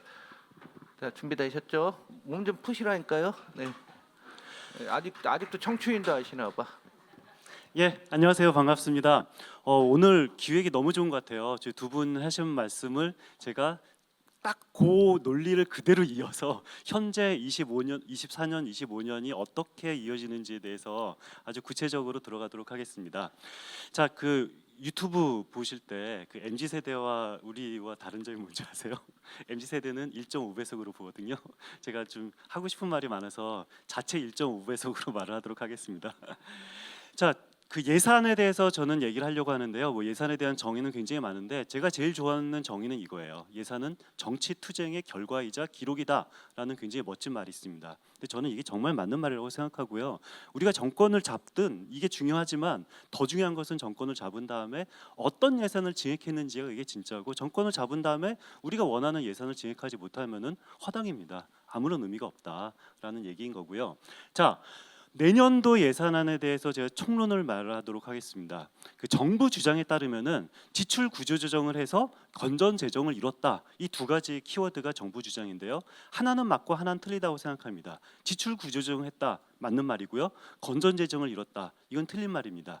자, 근데 지출 구조조정을 했다라는 말은 내년도 예산안만 말하는 게 아니라 올해도 지출 구조조정 얘기했다고 그러고 작년도 지출 구조조정했다고 정부는 홍보를 했어요. 그런데 저는 믿지 않았습니다. 자, 왜 믿지 않았냐면은 자, 정부가 지출 구조조정했다라는 말을 내년 예산에도 올해 예산에도 작년 예산에도 계속 강조했던 그 정치적인 의미를 정확하게 아셔야 되는데 자, 정부는 감세를 하면서 그리고 나서 뭐 약자 복지를 했다라고 주장을 하잖아요. 근데 이것은 불가능한 거예요. 아니 감세를 하면서 재정 건전성도 이룩하고 약자 복지도 했다. 이거는 재정의 트릴레마라고 하는데 이것은 불가능한 겁니다. 이 불가능한 물리적으로 불가능한 것을 이룰 수 있는 유일한 방법이 정치적인 수사가 바로 지출 구조조정이거든요. 우리는 감세도 하고 약자 복지도 하고 건전 재정도 이루는 말도 안 되는 물리적인 일을 어떻게 너네는 해냈니? 우리는 지출 구조조정으로 뭐 보도블록 같은 것들을 안에서 이뤘다라는 정치적인 수사가 바로 지출 구조조정이라는 얘기인데 지출 구조조정을 지난 정부는 10조 원 했고 우리 정부는 20조 원 이상 했다라고 항상 말을 해요. 이것은 저는 믿지 않습니다. 왜냐하면은 지출 구조조정을 뭐 25조 원 했다, 24조 원 했다고 말하지만 지출 구조조정 리스트는 단 한 번도 발표한 적이 없어요. 자, 저는 지성과 반지성을 검증 가능성이라고 생각하거든요. 검증 가능성이 없으면 이건 반지성인데 23조 원 지출 구조조정했다라는 주장은 검증 가능하지 않습니다. 이것은 뭐 보지 않고 믿으면 복이 있나니라고 주장하는데 저는 믿음이 부족해서 도저히 믿을 수가 없고 실제로 재작년에 지출 구조조정을 뭐 23조 원 했다라고 하지만 23년도 저는 믿지 않았습니다. 실제로 뭐냐면은 코로나 관련 지출이 줄어든 거예요. 코로나 관련 지출이 줄어든 걸 가지고 지출 구조조정했다. 저는 믿지 않고요. 올해 24년 예산도 지출 구조조정했다고 합니다. 자, 저는 믿지 않습니다. 올해 예산이 준 거는 이거는 그 내국세가 줄면서 지방교부세, 지방교부금이 자동으로 준 거거든요. 그거를 빼놓고 평가하면은 올해 2.8% 증가했다고 하지만 내국세, 그 지방교부세, 지방교부금 빼고 평가하면은 5.3% 늘어났어요. 그러니까 이 얘기는 뭔 소리냐면은 올해 내 허리띠를 줄였다라고 주장하지만 내 허리띠를 준 게 아니라 남의 허리띠를 준 거예요. 지방정부 허리띠를 줄이고 중앙정부는 5.3% 늘었으니까 지출 구조조정하지 않았습니다. 자, 그런데 드디어 첫 번째로 지출 구조조정한 예산이 내년도 예산안입니다. 이번 정부 들어서 진짜 지출 구조조정을 성공적으로 한 것이 내년도 예산안인 거고 내년도 예산은 지출 구조조정했다라는 증거는 재량 지출만 보면은 0.8%밖에 안 늘었어요. 이거는 굉장히 많이 지출 구조조정을 했다라는 얘기인 거고요. 자, 그런데 저는 하나는 맞고 하나는 틀리다고 그랬잖아요. 지출 구조조정했다. 이거는 맞다. 처음으로 맞았다. 그런데 건전 재정을 이뤘냐? 이 말은 틀렸다라고 저는 생각합니다. 자, 22년도 이 2차 추경을 했었죠. 2차 추경을 한 결과 우리 그 통합 재정 수지가 마이너스 64조 원이었습니다. 건전하지 않죠? 23년도 이 통합 재정 수지 마이너스 36조 원. 올해 목표가 마이너스 44조 원이고요. 내년도도 마이너스 25조 원입니다. 자, 건전 재정을 이뤘다라는 말은 당연히 틀렸다라고 저는 말을 합니다. 자, 그런데 이 정부는 계속 건전 재정했다라고 지출 구조조정을 했다라고 주장을 하고 이것이 언론 등을 통해서 확대 재생산이 돼요. 근데 이것은 저는 잘못된 코끼리 프레임이라고 생각하는데요. 자, 이것은 2016년도 기사거든요. 2016년도 기사를 보면은 2017년도 정부 보도 자료입니다. 정부는 슈퍼예산이라고 주장을 했어요. 정부가 슈퍼예산이라고 주장하니까 언론들도 전부 다 400조 역대 슈퍼예산이라고 말을 합니다. 자, 그런데 2017년도 같은 경우 우리가 몇 퍼센트 증가했냐면은 3.7% 증가했어요. 3.7% 증가할 때 정부가 슈퍼예산이라고 주장하면은 언론들은 슈퍼예산이라고 그러고 작년 같은 경우는 5.2% 증가했습니다. 5.2% 증가하면서 정부가 뭐라고 그래요? 우리는 긴축예산이라고 주장하죠. 그럼 언론들은 윤석열 정부는 긴축예산이야, 건전재정이야라고 말합니다. 아니 3.7% 증가하면 슈퍼예산이고 5.2% 증가하면 긴축예산이라는 정부 주장에 따라서 정부가 만든 프레임에 따라서 언론은 그대로 확대 재생산을 한다라는 얘기인 거고요. 자, 이 정부가 만든 프레임은 뭐냐면은 지난 정부는 재정을 거덜낸 정부고 우리 정부는 건전재정을 했다라고 주장을 하는데요. 자, 지난 정부 17년 1차 추경 말로는 뭐라고 그랬습니까? 적극적인 재정했다고 그랬죠. 우리 통합재정 수지가 플러스 64 플러스 통합재정 수지로 봤을 때 플러스 24조 원입니다. 자, 그리고 다음에 문재인 정부 다음에 우리 적극적인 재정했다라고 했을 때 역대 최고인 이 플러스 31조 원입니다. 자, 그리고 나서 19년도 3년차 때 우리 적극적인 재정을 했다라고 해서 첫 번째로 적극적인 재정을 해서 마이너스 12조 원 됐습니다. 이때 언론들이 난리가 났죠. 재정 거덜났다라고 했던 게 마이너스 12조 원이었고요. 코로나 이후에서는 당연히 굉장히 큰 폭의 마이너스입니다. 자, 윤석열 정부 한번 비교해 볼까요? 윤석열 정부는 첫 해 우리는 마이너스 64조 원을 했었죠. 자, 마이너스 64조 원을 했었던 이유는 언론들을 보면은 첫 해 마이너스 64조 원은 지난 정부가 하도 재정을 거덜내서 윤석열 정부가 노력했지만 역부족이었다라는 표현까지 봤어요. 아니 근데 22년도 마이너스 64조 원 이 통합재정수지 적자는 2차 추경에서 2차 추경 규모가 60조 원이 넘거든요. 2차 추경 60조 원을 넘고 30조 원 정도 되는 손실보상금을 줘서 마이너스 64조 원이었던 거고요. 저도 2차 추경 때 사업자 등록증이 있다라는 이유로 600만 원을 받았어요. 600만 원을 받으니까 어떤 일이 벌어진지 아세요? 윤석열 대통령이 TV에 나올 때마다 아빠 미소가 절로 나옵니다. 자, 아니 정말 적극적인 재정을 했던 것이 1년 차였던 윤석열 정부였던 거고요. 저 막 600만 원 받으니까 막 칼럼에 막 썼습니다. 아니 지난 정부는 말로만 적극 재정하고 이번 정부는 진짜 실질적 적극 재정을 해서 내가 이렇게 좋다 하고 막 제가 막 찬양하는 칼럼을 썼었는데요. 자, 이게 실제로는 1년 차 때는 적극적인 재정을 했어요. 자, 2년 차 때도 마이너스 36조 원이었고요. 3년 차 때도 마이너스 44조 원, 내년도 마이너스 25조 원인데요. 자, 코로나 이전에 문재인 정부는 마이너스 12조 원이 가장 최악의 재정 적자였는데 내년도도 마이너스 25조 원입니다. 자, 그 GDP 대비로 해도 내년도 그 관리 재정 수지로 마이너스 2.9조 원인데 코로나와 그리고 2009년도 그 금융 위기를 제외하고서는 GDP 대비 마이너스 2.9조 원이 됐던 적은 역사적으로 한 번도 없어요. 그렇기 때문에 절대 내년도는 이 건전 재정은 아니다라는 말씀을 드리고요. 자, 그리고 아까 그 홍 의원님이 굉장히 이 재정 수지에 관련돼서 그 숫자가 다양하다라고 그랬는데 굉장히 다양합니다. IMF 기준, OECD 기준 다 틀리고 대한민국 기재부 기준 다 틀리는데 대한민국 기재부 기준은 대한민국 기재부가 만든 창의적인 개념이에요. 이 창의적인 개념은 경제적 실질을 저는 반영하지 못한다고 생각하고 그래도 IMF 기준은 경제적 실질을 반영을 하죠.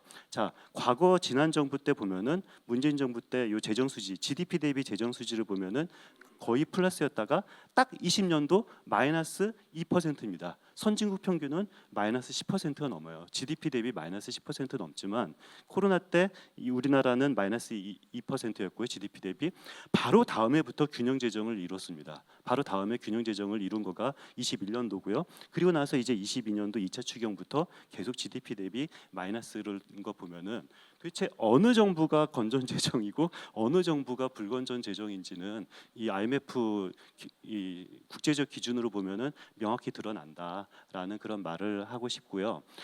자, 그런 의미에서 우리가 왜 이렇게 건전하지 않니?라고 말하면 윤석열 정부 싫어하는 사람들은 너네가 감세를 해서 건전하지 않잖아라고 말하고요. 이 정부는 변명을 합니다. 아니야, 우리가 감세해서 건전 재정을 이루지 못한 게 아니라 경기가 안 좋아서 그래. 내수가 안 좋기 때문에 이게 세수가 안 좋아서 그래라고 말을 합니다. 자, 그런데 내수가 안 좋아서 세수가 안 거친 것이 이 정부 책임이 아닐까요?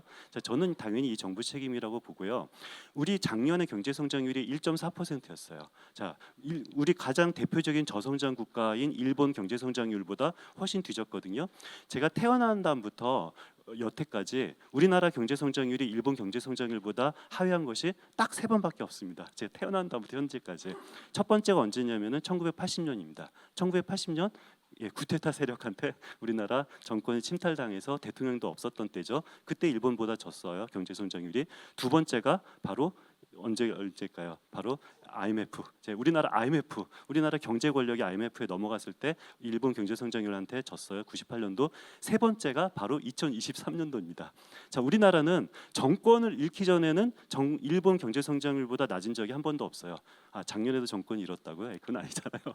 그 우리 생각이고. 자, 그럼 작년에는 도대체 정권을 잃지도 않았는데 왜 일본 경제 성장률보다 낮았냐? 저는 이 그래프로 설명할 수 있다고 생각하는데요. 자, 우리 경제 위기는 여러 번 있었어요. 뭐 2020년 코로나 위기죠. 2008년 금융 위기죠. 2013년 카드 대란 위기죠. 98년 IMF 위기죠. 다 경제 위기마다 이름이 있는데 작년 23년 경제 위기에 이름이 없어요. 저는 작년 23년 경제 위기를 뭐라고 네이밍을 하냐면은 바로 정부 재정 위기다라고 네이밍을 합니다. 자, 왜 그러냐면은요. 이 그래프를 보시면은 이게 노란색, 이 주황색은 정부 지출 변화고 이 파란색은 민간 소비 변화입니다. 자, 대한민국 기재부는 항상 민간 소비가 낮춰지면은 정부가 지출을 올리고요. 물론 이게 충분하진 않지만 다른 나라보다 훨씬 충분하진 않지만 그래도 이 연관성은 역의 연관성이 있습니다. 척 보면 데칼코마니잖아요. 다 겹치잖아요. 항상 민간 소비와 반대로 정부 지출을 조절을 했는데 예외가 유일한 예외가 있습니다. 언제죠? 바로 작년입니다. 2023년도는 파란색 민간 소비가 줄었는데 노란색 정부 지출은 오히려 민간 소비보다 더 밑에서 잡아당겼죠. 내수를 악화시켰던 주범이 바로 작년의 정부 지출 변화인 거고 정부가 돈을 안 쓰니까 내수가 나빠지고 내수가 나빠지니까 세수입이 줄어들고 세수입이 줄어드니까 정부가 더 돈을 안 쓰는 이 악순환 고리를 만든 가장 큰 원흉이 바로 정부 지출이고 그래서 저는 작년 경제 위기를 정부 재정 위기다라고 표현을 합니다. 자, 그런 의미에서 올해 우리나라 대한민국의 정체를 저는 이 표로 나타낼 수 있다고 생각하는데요.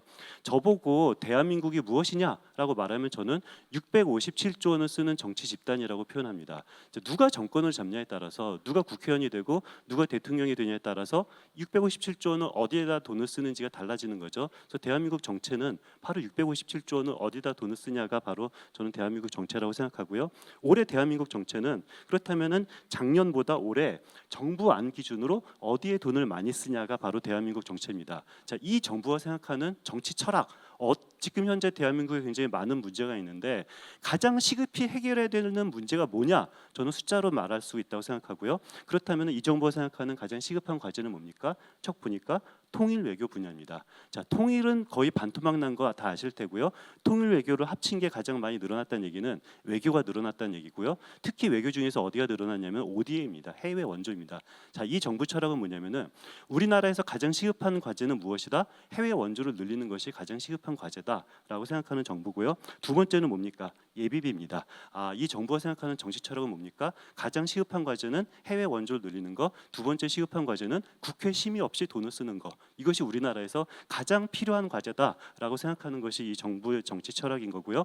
국회 심의 과정에서 좀 달라졌습니다. 국회 심의 과정에서 그 통일 외교는 아까 그 19% 늘어난 거가 여기가 끝이 잘린 것 같은데 이것이 좀 줄었습니다. 통일 외교 같은 경우는 이 국회 심의 과정에서 줄었고요. 그리고 예비비는 반토막 났습니다.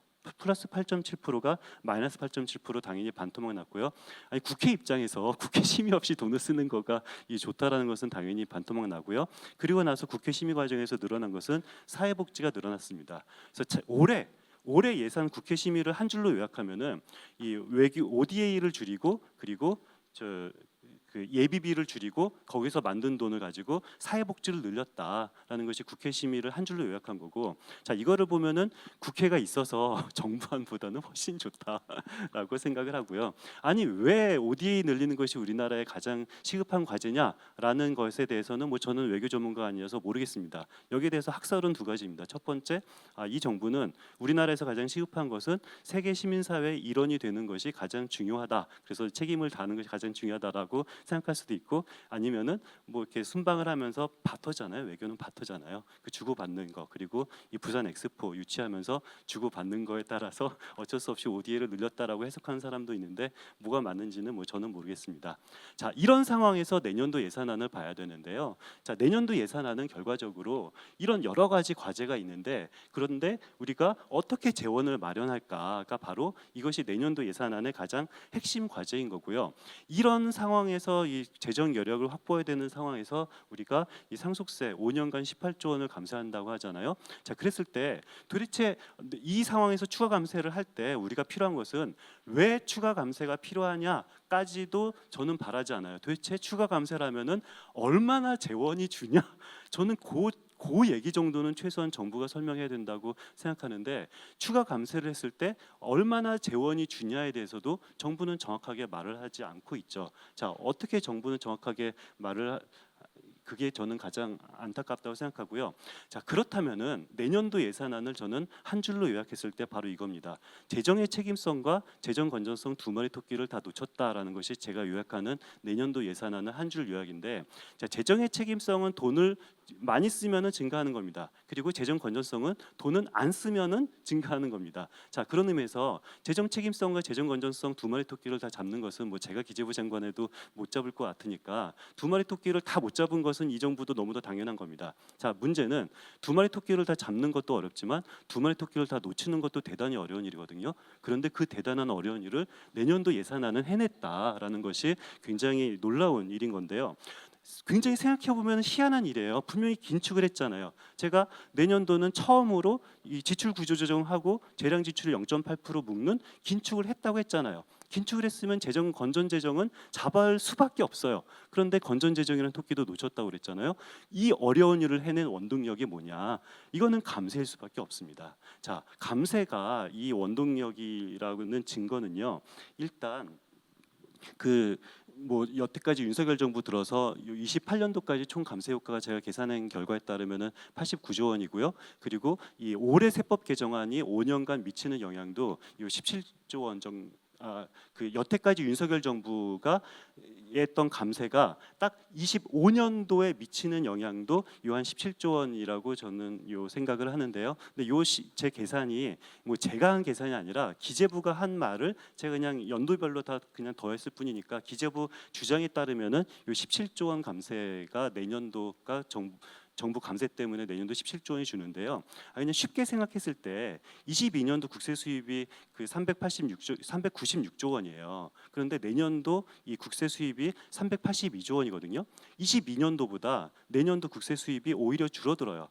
오히려 줄어들면 아니 기재부는 이렇게 말을 하죠. 아니 요즘 경기 안 좋잖아. 경기가 안 좋아서 3년 전 국세 수입을 회복하지 못했어라고 말하지만 자, 세수입은 경제 성장률에 비례하는 것이 아니라 경상 성장률에 비례하거든요. 그러니까 물가가 늘면은 세수입은 자동으로 늘어요.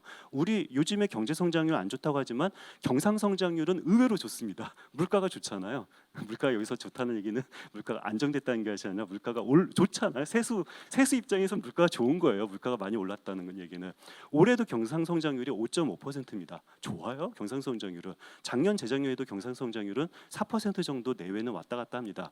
경상 성장률은 꾸준히 느는데 3년 전 국세 수입은 396조, 내년도 국세 수입은 382조 원. 자, 이것은 무엇 말고는 설명할 수가 없어요. 감세 말고는 설명할 수가 없습니다. 경상 성장률이 느는데 어떻게 국세 수입이 안 늡니까? 자, 그런데 감세 효과가 이 정부 주장으로만 하더라도 그렇고 국회 예산정책처 감세 효과를 보면은 훨씬 더 큰데요. 기재부 계산이 맞을까요? 국회 예산정책처 계산이 맞을까요?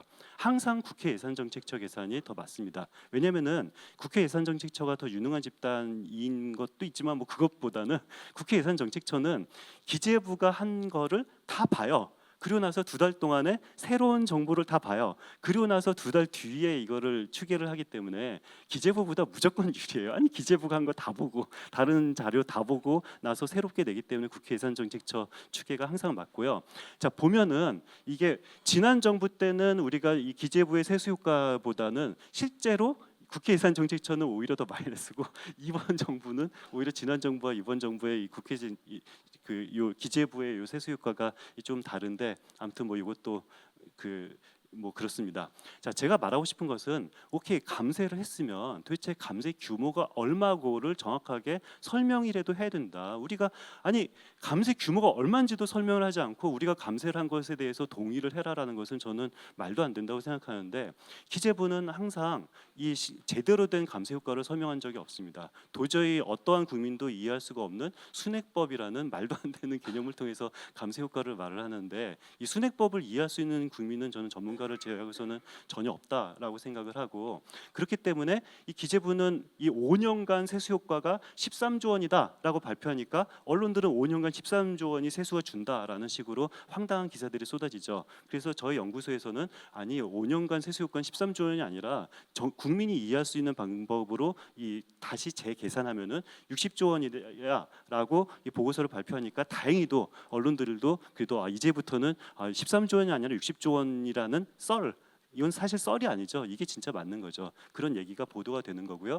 마찬가지로 내년도도 이 기재부는 뭐 4.3조 원 내년 그러니까 올해 세법 개정안에 따라서 향후 5년간 4.3조 원 준다라고 기재부가 주장하니까 언론들도 이렇게 4.3조 원 주장한다라고 잘못된 기사들을 쏟아냅니다. 자, 그런데 실제로는 4.3조 원이 아니라 18조 원이거든요. 그래서 18조 원을 이 준다라고 저희 연구소에서 말하니까 다행히도 언론들은 뭐 두 가지 얘기가 막 18조 원이 준다라는 기사도 나오는데, 자, 아무튼 우리는 감세를 하는 것까지도 좋아요. 근데 감세 효과조차도 기재부가 정확하게 국민들에게 보고하지 않는다라는 것은 너무도 안타까운 거고요. 그래서 뭐 기재부랑 저희 연구소랑 계속 싸우고 있는데 왜인지 모르겠는데 야당이 하나도 도와주지 않으셔서 작년에도 이 교부세 줄였을 때 저희 연구소만 혼자 그렇게 외롭게 투쟁을 했는데 이 교부세 줄이는 게 말도 안 된다라고 하는데 야당이 전혀 도와주지 않으셔서 왜 그럴까라고 저는 솔직히 기재부도 서운하지만 이 거기에 대해서 저희 연구소를 도와주지 않는 야당도 어쩔 땐 더 서운해요. 때리는 뭐보다 뭐 말리는 뭐가 한다고 해서 아무튼 그런 의미에서 이 강론으로 들어가도록 하겠습니다. 자, 이게 기재부가 말하는 내년도 예산 배분입니다. 자, 내년도 총지출은 677조를 쓴다고 합니다. 우리가 궁금한 것은 677조를 어디에 쓰는지가 궁금한 거죠. 기재부에 따르면 보건복지고용에 249조를 쓰고 문화체육관광에 뭐 이만큼 쓰고 국방에 61조를 쓴다고 합니다. 자, 우리가 상식을 가진 지성인도 아니죠. 그냥 근대 시민의 눈으로 봤을 때 이 그래프에 있는 금액을 다 더하면 얼마가 나와야 되죠? 677조 원이 나와야 되잖아요. 다 더하면 680조 원 이상이 나와요. 이게 기재부가 국민들에게 국회한테 설명하는 수준이 바로 이건데요.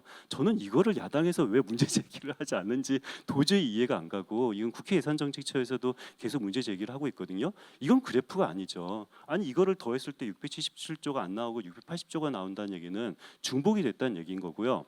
자, 중복이 됐다는 얘기는 예를 들어서 복지 R&D에다 1조를 쓰면 여기도 1조가 들어가고 여기에 뭐 R&D에도 1조 원이 들어가는 황당한 중복 시스템인데, 저는 어차피 중복을 할 거면 차라리 화끈하게 중복을 하자.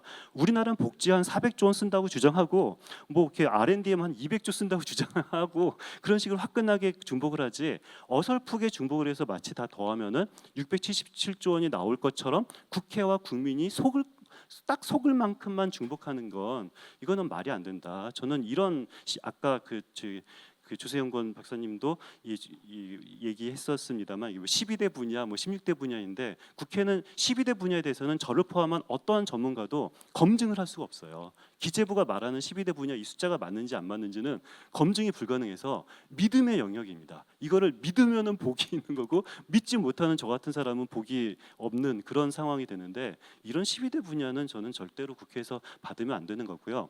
그래서 저를 비롯해서 모든 학자는 12대 분야는 연구를 할 수도 없습니다. 일부 학자는 12대 분야 가지고도 글 쓰시는 분도 가끔은 있었습니다만 저는 어떻게 글을 쓰는지 모르겠습니다. 아무튼 대부분은 요 16대 분야 이거는 당연히 합하면은 677조 원이 나옵니다. 당연한 얘기죠.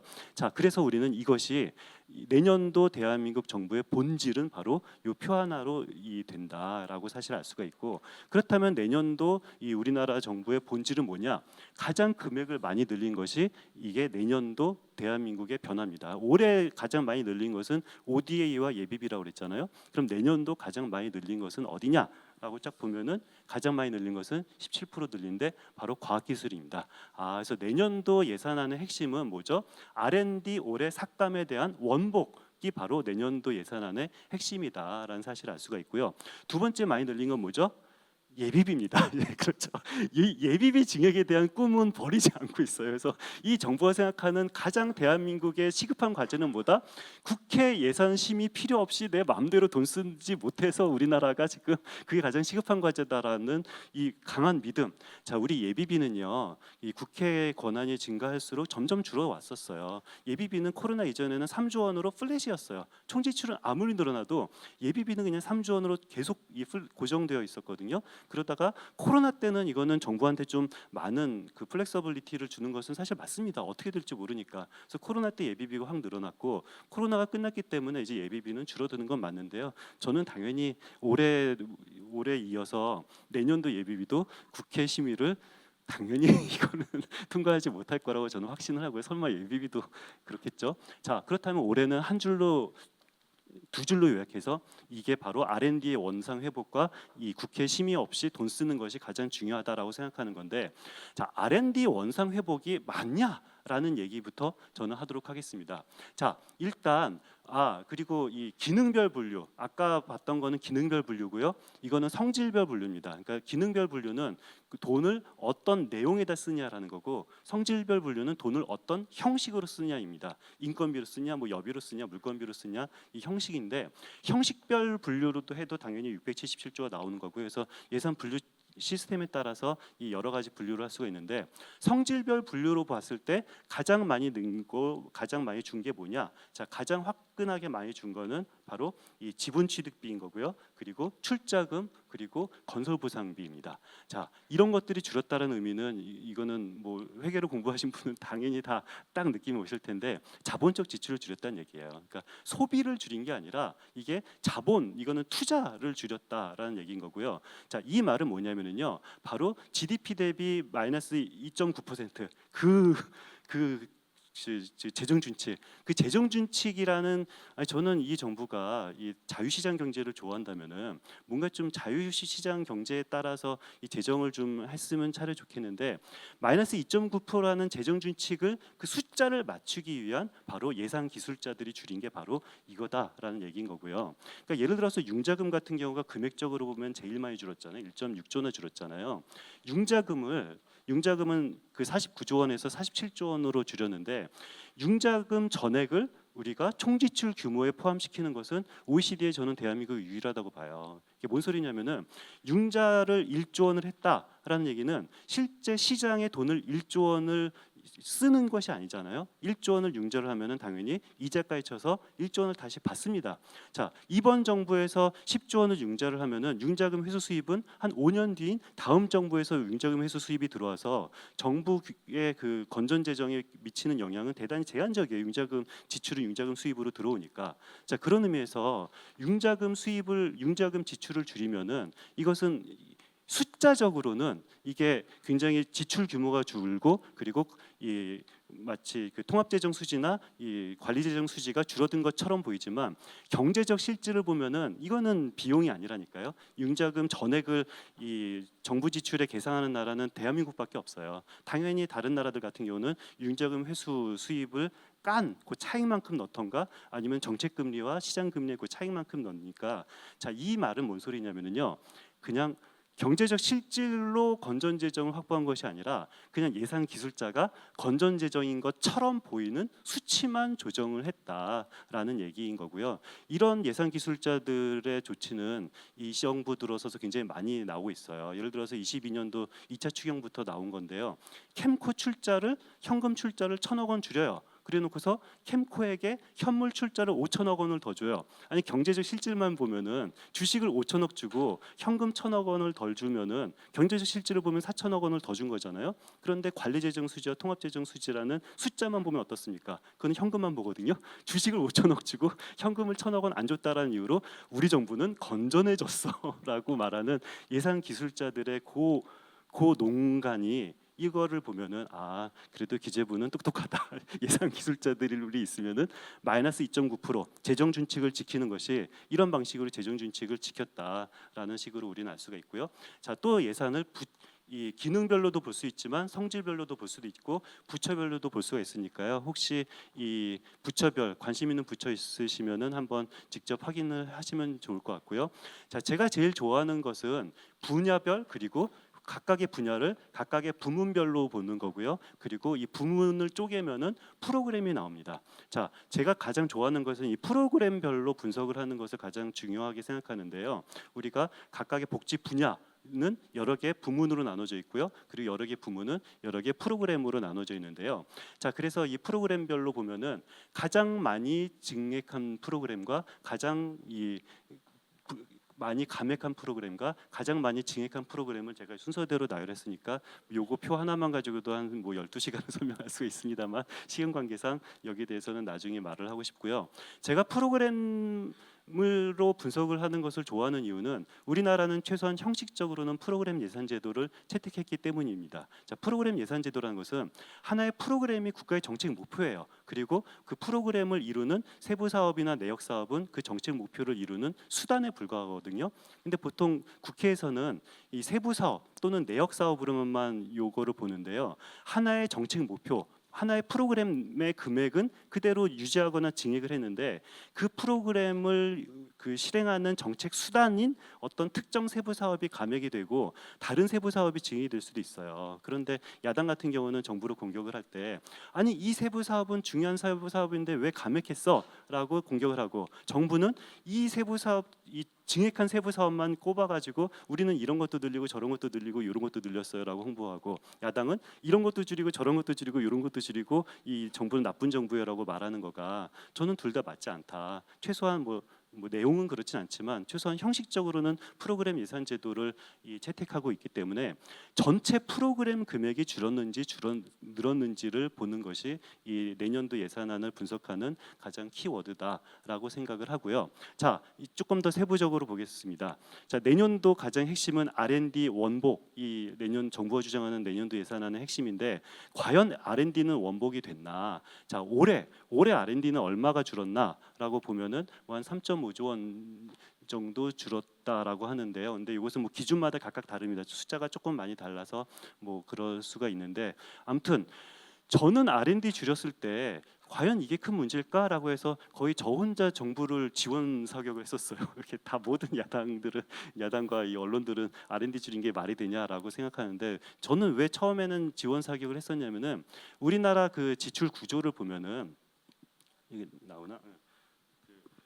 우리나라 지출 구조를 보면은 이 가뜩이나 적은 이 정부 지출 규모 중에서 이 경제 관련 지출은 상대적으로 최상이고요. 그리고 이 복지 관련 지출은 상대적으로 최하입니다. 그런 상황에서 경제 관련 지출을 줄인 것 자체는 저는 큰 문제라고 생각하지 않습니다. 문제는 제가 말하고 싶은 것은 뭐냐면은 R&D 지출은 무조건 다다익선이냐? 그렇지 않고요. 그럼 소소익선이냐? 그렇지 않고요. 당연히 케바케입니다. 어떤 R&D를 줄였냐에 따라서 R&D 감축은 좋은 R&D 감축일 수도 있고 어떤 R&D를 줄였냐에 따라서 R&D 감축은 나쁜 R&D일 수도 있다. 저는 R&D 감축도 케바케로 보자라는 것이 저의 생각인 거고요.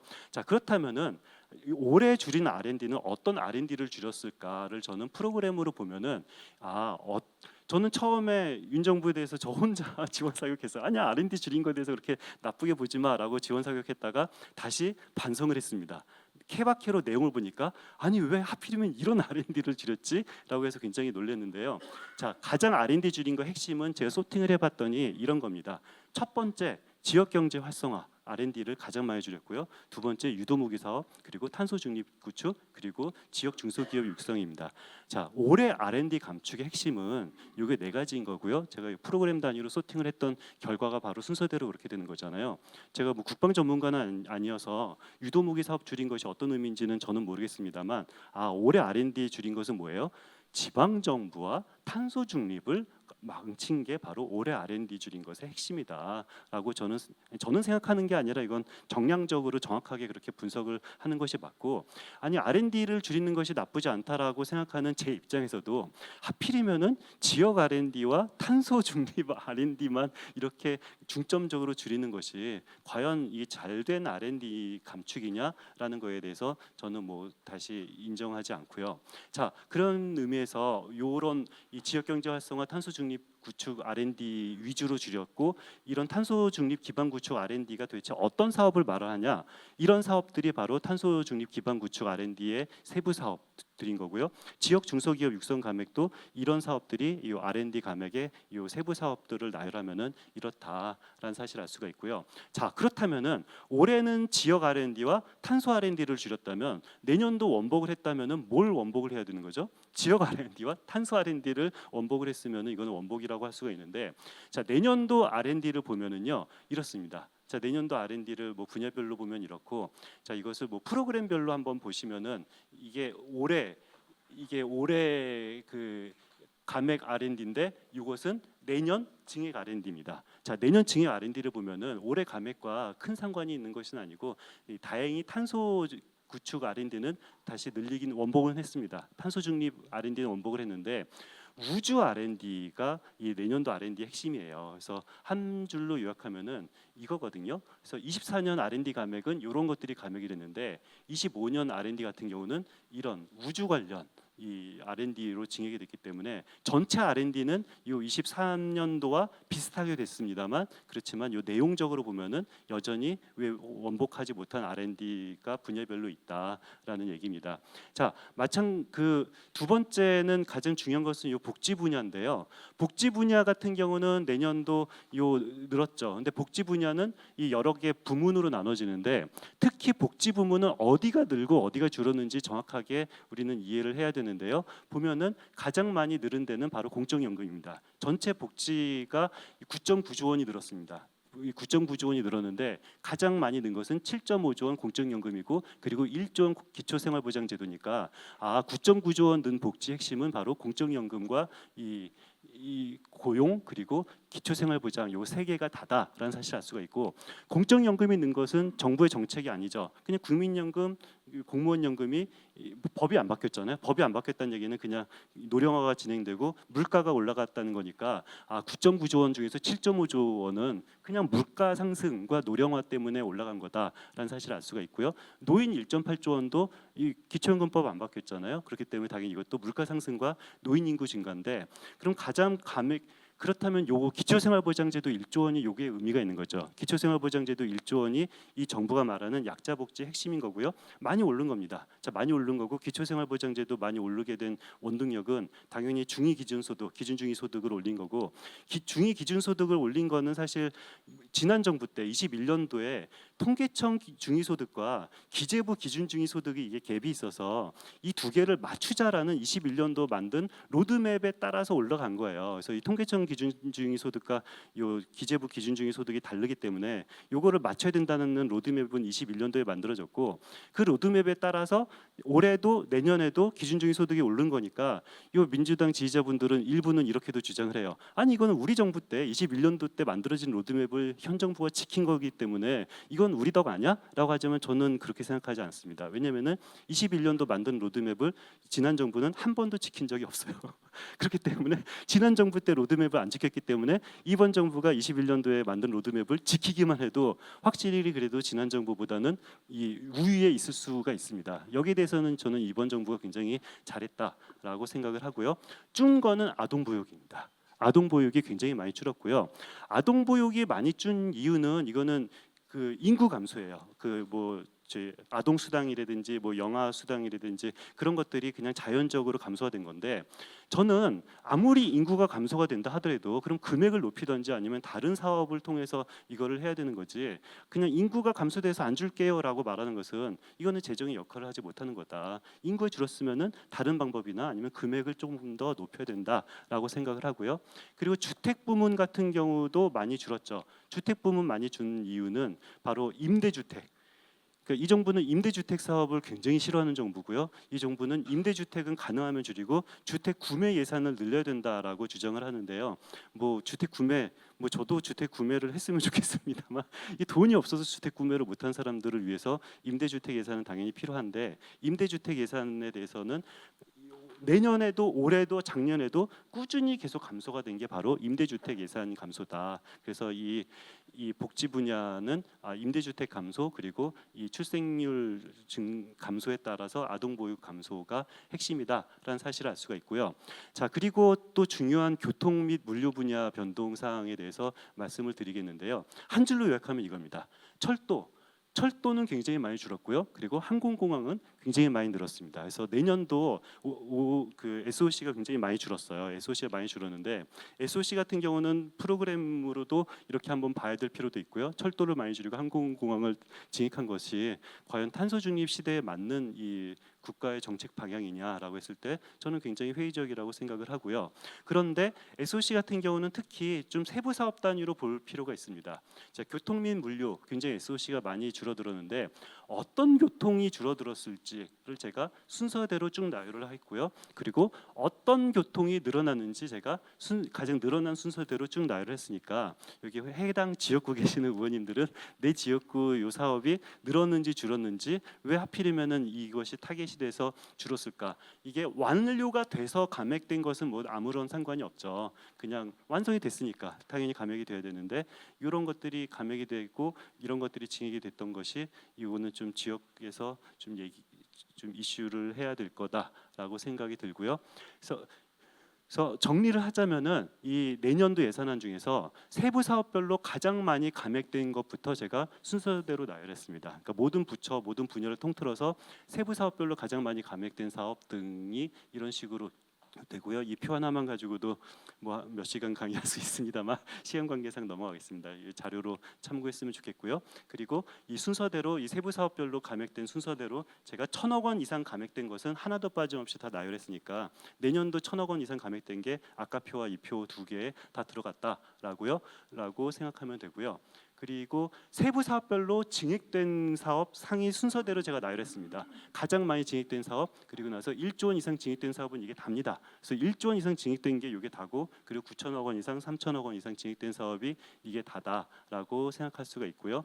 그리고 제가 1,000억 원 이상 그리고 마찬가지로 1,000억 원 이상 증액된 사업도 하나도 빠짐없이 다 나열했으니까 1,000억 원 이상 감액된 사업 전체, 1,000억 원 이상 증액된 사업 전체를 제가 여기에 다 나열을 했고요. 자, 제가 뭐 여러 가지 문제를 말씀드렸습니다만 앞으로 그럼 어떻게 해야 되냐라고 했을 때 저의 오래된 꿈이 있습니다. 정부 모든 보도 자료에 표 두 개만 나오면은 저는 굉장히 정책적 역량이 우리나라 전체 정책적 능력이 획기적으로 개선될 수 있을 거라고 믿는데 결국 정부가 할 수 있는 수단은 예산과 법밖에 없어요. 정부가 무엇을 하겠다라는 얘기는 무슨 법, 무슨 령, 무슨 규칙 몇 조 몇 항을 어떻게 바꾸느냐. 그리고 예산은 현재는 10억인데 앞으로는 15억 하겠다. 두 개 말고는 나머지는 저는 다 문학적 수사라고 생각하고 결과적으로 정부의 모든 정책 보도 자료에는 결과적으로 법령 대조문과 예산 변동표 두 개만 있으면은 대한민국의 정책 담론은 굉장히 획기적으로 높아질 거다라고 생각을 하고 저는 요 예산 자료는 기재부가 창의적으로 만든 자료는 더 이상 보고 싶지 않습니다. 아무런 경제적 실질도 아니고 그냥 예산 기술자들이 숫자만 조작을 해서 요 기준 숫자만 맞출 수 있는 이런 창의적인 자료는 그냥 내년부터 쓰지 않고 그냥 국제 기준이 어차피 다 있는데 국제 기준과 국내 기준을 통일을 하는 것이 저의 오래된 꿈인 거고요. 그리고 요 프로그램 예산제 가장 책임지시는 분이 여기 나와 있는데 국가재정 아무튼 뭐 여기에 대해서는 뭐 저는 이 톱다운 예산제는 오래된 미래라고 표현을 해요. 왜냐하면 톱다운 예산제는 지난 그 노무현 정부 때 뭐 굉장히 많이 그럴듯하게 됐었으니까 저는 이것을 좀 오래된 미래 톱다운 예산 제도를 제대로 살렸으면 좋겠고요. 그리고 뭐 조세 중립성 확보를 하는 것이 저의 대안입니다. 예, 이상입니다. 장신